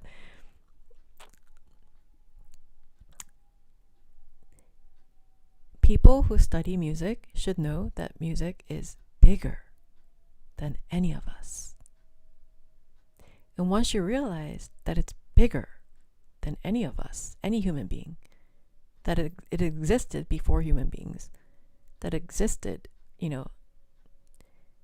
it existed before, it was a pre-existing thing. It's bigger than human beings. We didn't make music happen. Music was there before we happened. If you realize that, then your perception of everything would change, right? But obviously, I could say this in my YouTube channel, but I'm not going to go around saying this in society, right? Because that's not how the society views music. 2+2 has been around for a very long time. We're still tested on it. We've been tested on it. It's been a long time. What is the measurement of 2+2? Is it really a measurement of 2+2, or is it a measurement of you against the 2+2? Well, and should people in the future be tested on 2+2 equals 4? Should people be tested on that 100 years from now, 1,000 years from now, 3,000 years from now? Should we always be tested on 2+2 equals 4? Well, it's a measurement of your brain's quantitative, whatever, abilities. It's a measurement of your abilities, right? Against the truth. Do you recognize that 2+2 equals 4? It's a measurement of your intelligence, right? So are you being tested on the very, past yesteryears? Well, yeah, because they're the 2+2s, right? How about in the future? Well, if people who abide by the truth appear in the future, then yeah, we could uphold that. But for now, everything is a facade. Most everything is facade. Most everything's based on image. Most everything's based on keeping up with the Joneses. And, who has power, who doesn't have power, right? Who has power could write the laws, right? Who doesn't have power has to abide by the laws that were written by the powerful, right? If we live in a world where there's no absolute truth, there's no absolute standard. So obviously, yeah, who plays piano better? Whoever is more popular, whoever has more power, whoever has more say so, right? Wrong. There are things such as absolute standards and absolute truths, and music is one of them. And there's a thing called absolute in piano as well. And so I hope you understand, it might seem like I'm not answering you, but I hope you understand that I've directly answered your question in the most fullest way. And that's what artist does. A true artist is a catalyst for people to awaken. That's why when you look at, the museum and you go to you see Monet or you see Van Gogh, the reason why he's so popular is because when you look at his artwork, something inside you just wakes up and you see things that you haven't seen before in a way that you haven't seen before. And that's the job of a real artist. And that's just who I am. So Anyway, yeah, anyone making effort to be a real artist, real, authentic, in this day and age especially, when all of that is, everybody's saying there's nothing absolute, right? in a world that is anti-art, anti-music, anti-pianist, in a deceiving way that seems like it's for the artist, for the music, for the pianist. In a very deceptive world, you're trying to be real. I commend you. Power to ya. Anyway, like, subscribe, or membership. Hope this answered your question. Okay, that's great. Yeah, I know, right? I see pretty well. Your humor adds so much charm to the performance. Oh, thank you. True, it's all connected and flows. Oh, yes, absolutely. Thank you. Ancient Egyptian times, perhaps more than 5,000 years ago. Yeah, right? 2 plus 2? Great. All this is for the future generation, for the people who don't understand. And, there's a lot of jealousy going on, I wish there wasn't. But then again, I can't relate, right? Because I haven't been jealous of somebody. And I guess it's something that's involuntary, almost, right? But, yeah. Don't be jealous. Yes, I was born gifted, but I put in the work to be more real, become more real, and to transcend and to ascend, and and to reach the absolute truth about music, absolute truth about piano, and that took effort. So don't be jealous. Thank you. Hello, like, subscribe, or membership. Thank you. Okay.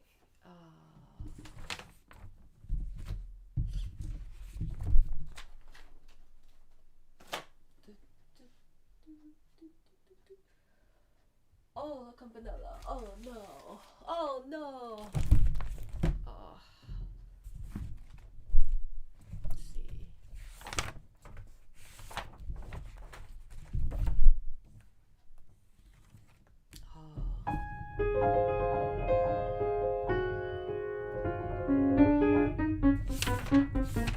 Let's see.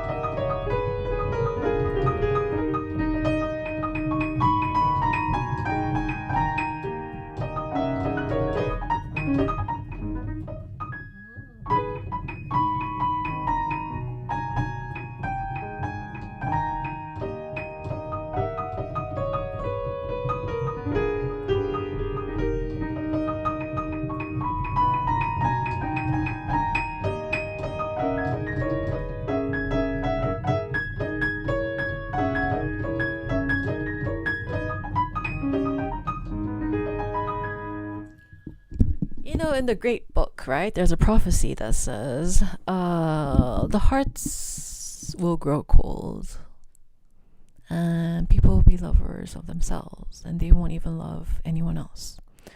That's the end of the world prophecies, right? And I think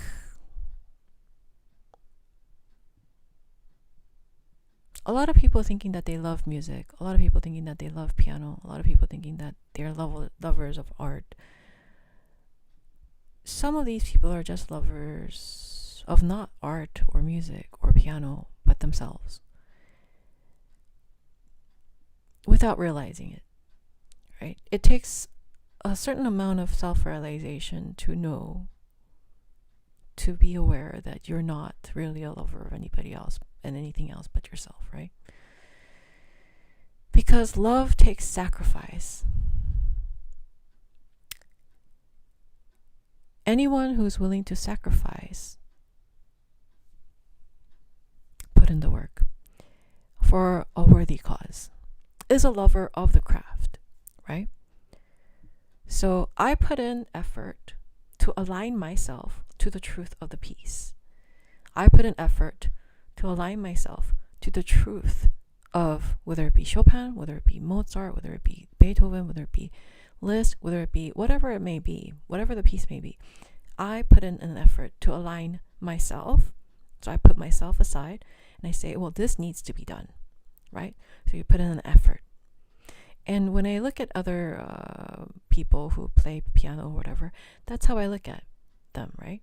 So I look at them, are they making an effort to align themselves to this standard? Or, and if they're doing that, then I want to help, right? And that's how I know. That's how I know that I'm a true lover of the piano, a true lover of the music, a true lover of this and that and that. But there are people who use every excuse to make themselves above music, above piano, above this, above that, above this, right? So, I guess what I'm trying to say is, if you're a real lover of piano, then you would respect others who have done so. You would respect, if you're a real lover of music and real lover of piano, real lover of art, real lover of music, if you are real, then you would also respect those who are real.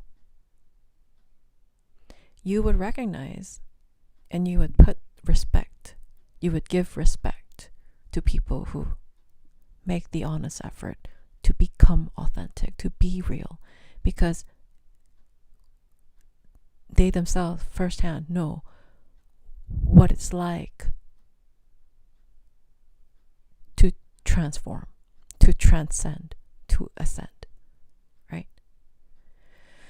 So when I see people, when I meet people who say, oh, I play the piano, I'm a pianist, but then they respect, their respect is fake, or when they, put down, real artists, or then I know that it's not the universal standard that they abide in, but it's a personal keeping up with the Joneses type of mentality, right? So,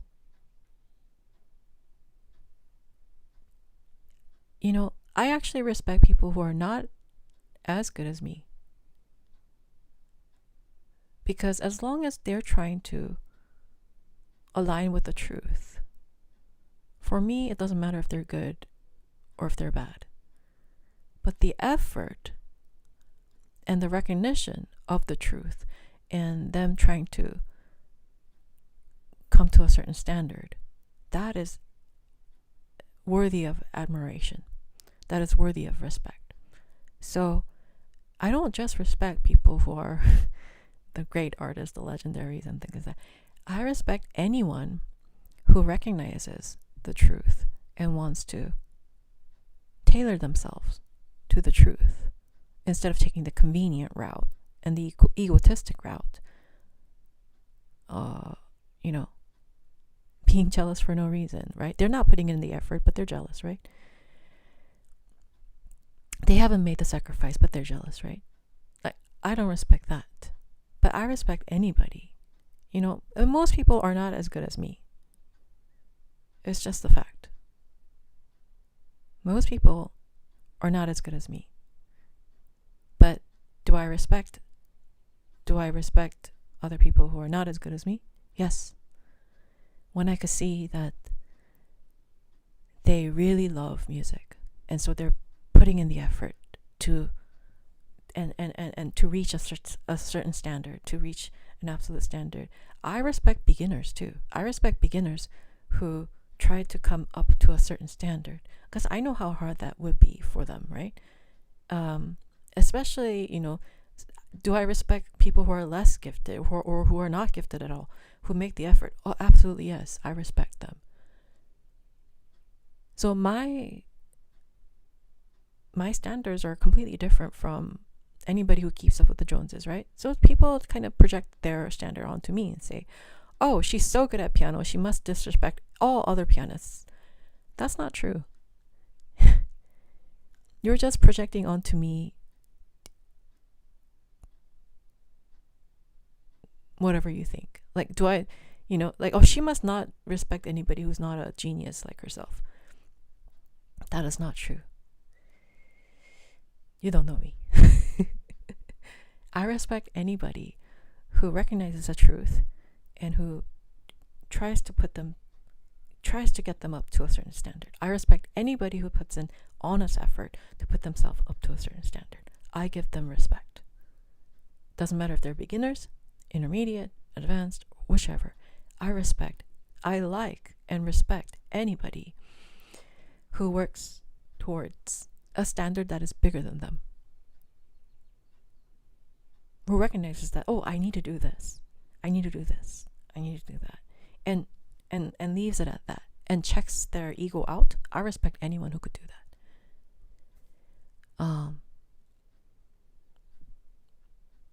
But yeah.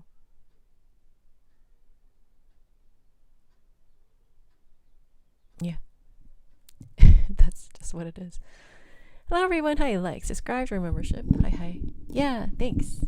Thank you.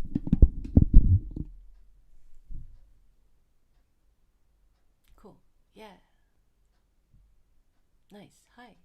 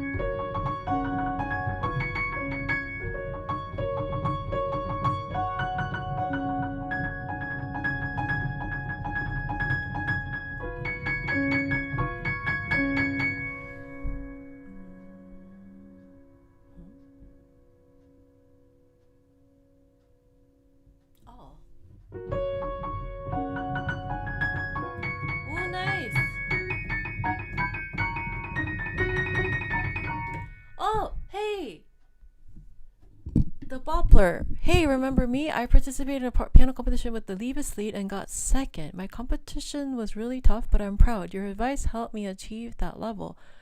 So thank you so much. Congratulations. Hey, good job. Congratulations. You know, sometimes second place is almost first place. You know, sometimes second place is almost first place. So it's kind of like your first place too. I'm sure you did well, and congratulations. Good job, and I'm glad to help. Thank you for coming back and letting me know. It made my day. Thank you. Good job.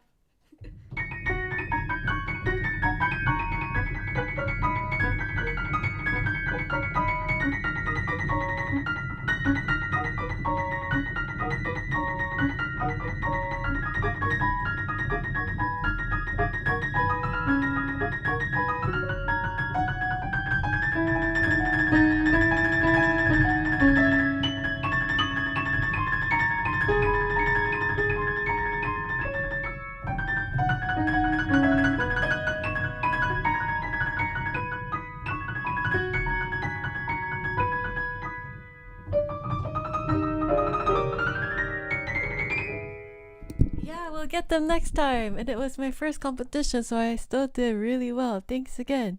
Yeah, you're welcome again. Hey, anytime. Anytime. Yeah, and yeah, you'll get them next time. Yeah, the next one's gonna be first. Yeah. Yeah, well, what are you doing? Go prepare for your next competition. Come on. No time to waste. You're on a roll. Sometimes, you know, when you're on a competition circle and you go from one competition to another, sometimes you get the hang of competitions, you know? So you should probably, I'm sure your teacher will get you in another competition, but you should get it soon before you cool down. Because competitions are another breed of things, you know? So like once you get into one competition and you could do that well, then next one is going to feel easier, and that's how you get your first prizes and your grand prizes and things like that. So yeah, go and enter yourself in another competition, and prepare yourself for another competition soon. Do it. No time to waste, and congratulations. That's good news.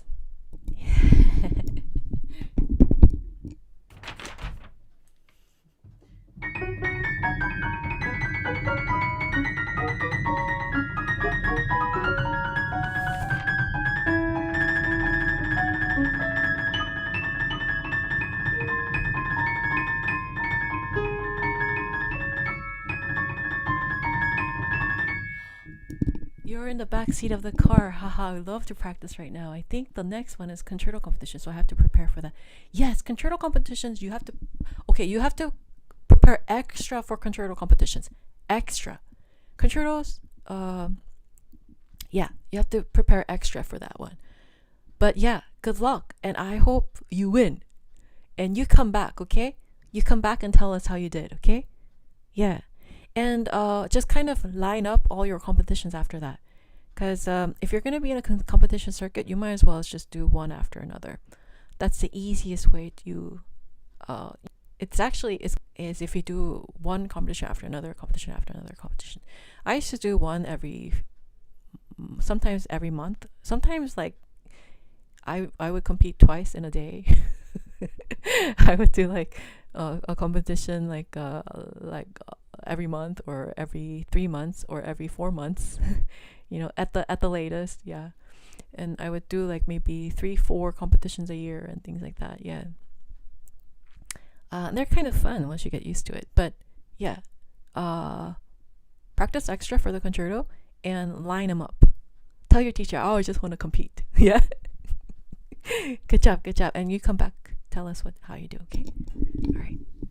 Good.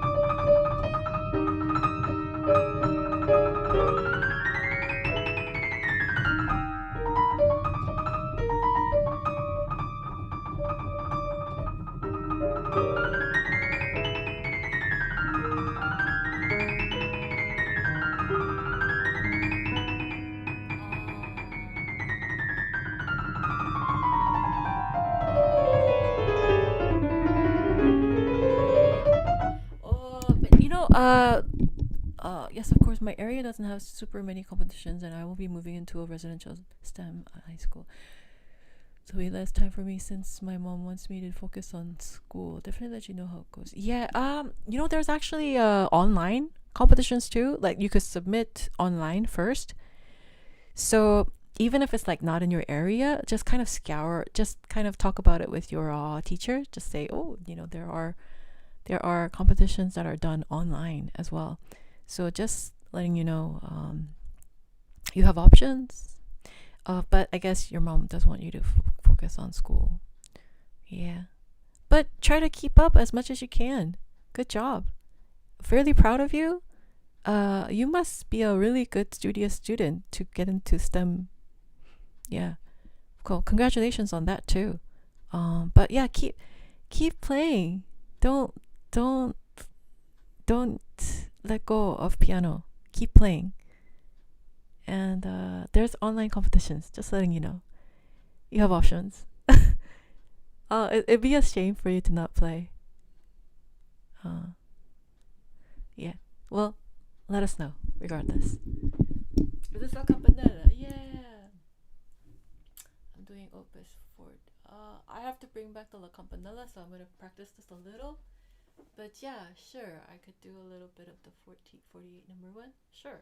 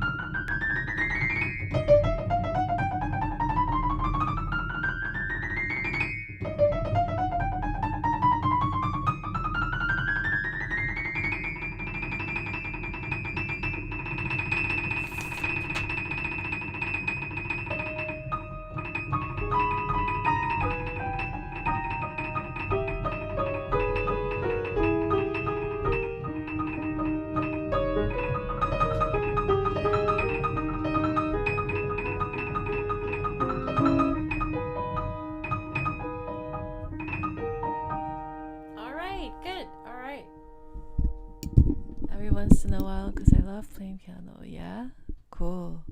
Even more than school. Yeah, you must like it, because it takes dedication to compete. Yeah. Well, yeah, best of luck with everything you do, and yeah, share the stream. Get people to subscribe. And then maybe more of your people would play piano too.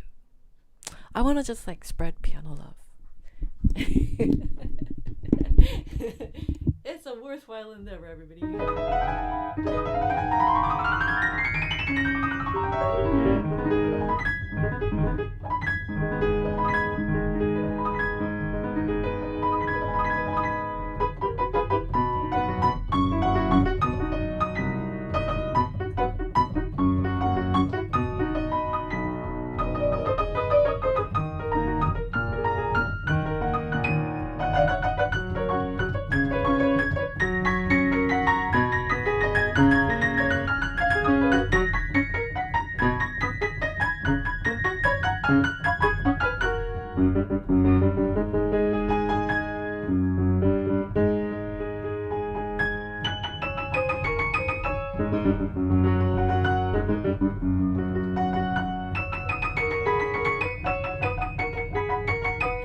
Hydrating time, yay, thank you.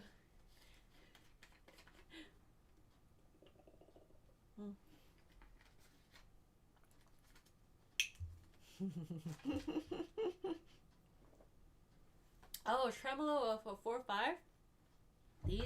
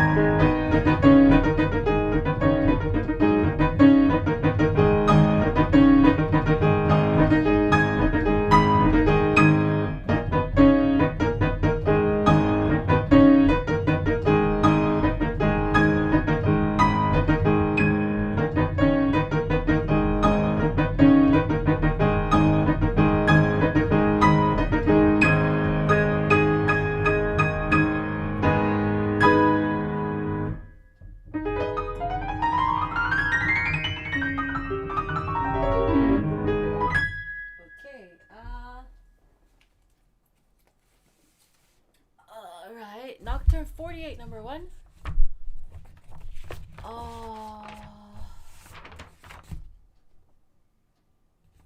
C sharp minor, 62. Is this something that I have to learn? Did I say I have to learn this? This one. Yeah, I actually haven't I have actually not played this, to be honest. So I don't know.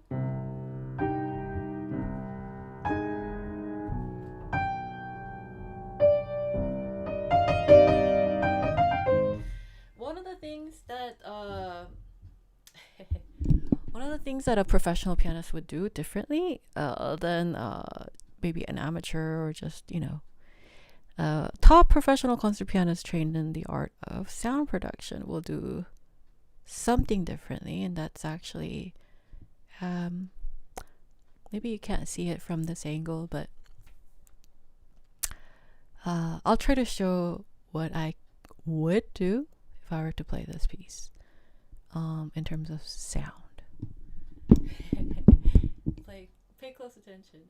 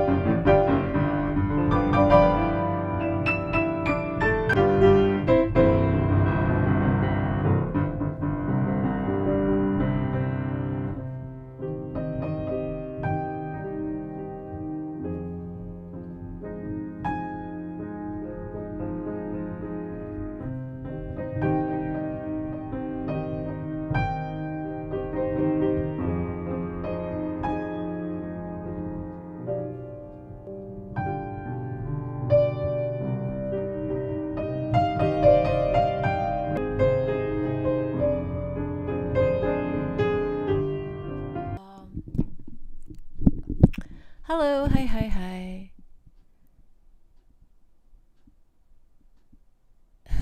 Beautiful, thank you. Yeah, I kind of ran out of time. Ooh, how come?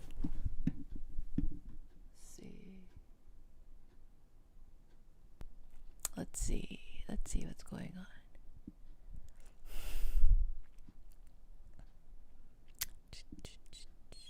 I'm getting full bars. So something's taking up. Oh. Perfect. Unknown device. Pause Wi-Fi.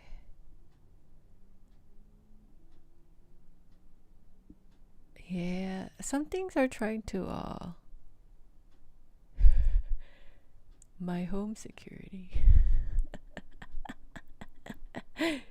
And they use like weird names. They're using like names. Anyway, I'm just gonna restart my Wi-Fi. I can report them. I have their IP address. I can report you. Hello everyone, hi, like, subscribe to membership. Let's see. Okay, well, I think I'm going to leave it at this. Thank you so much. Let's see. Hi. Hey.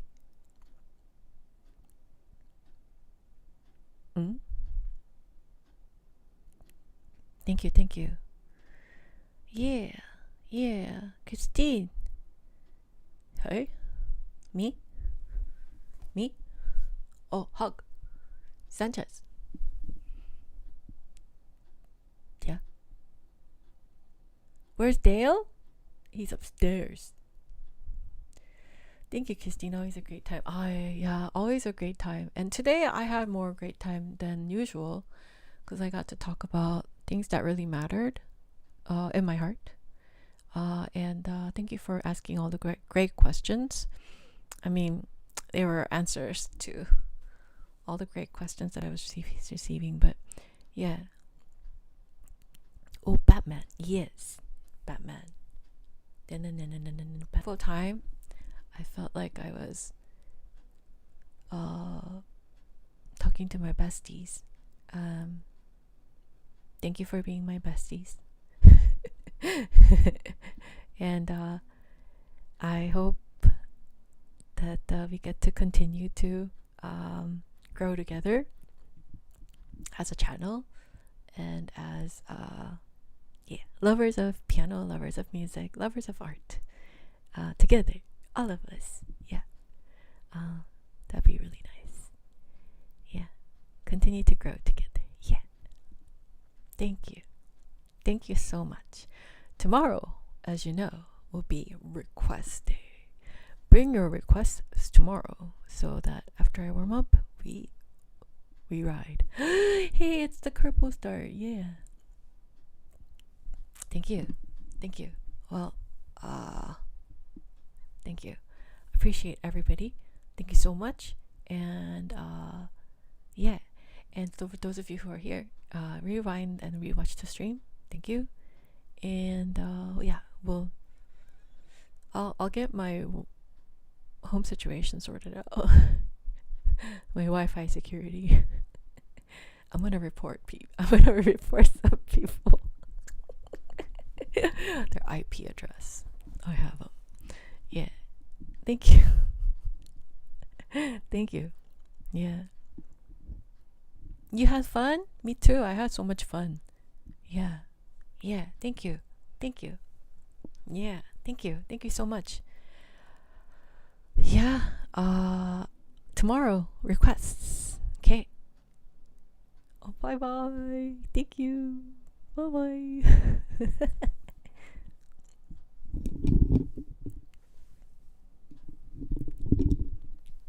Thank you.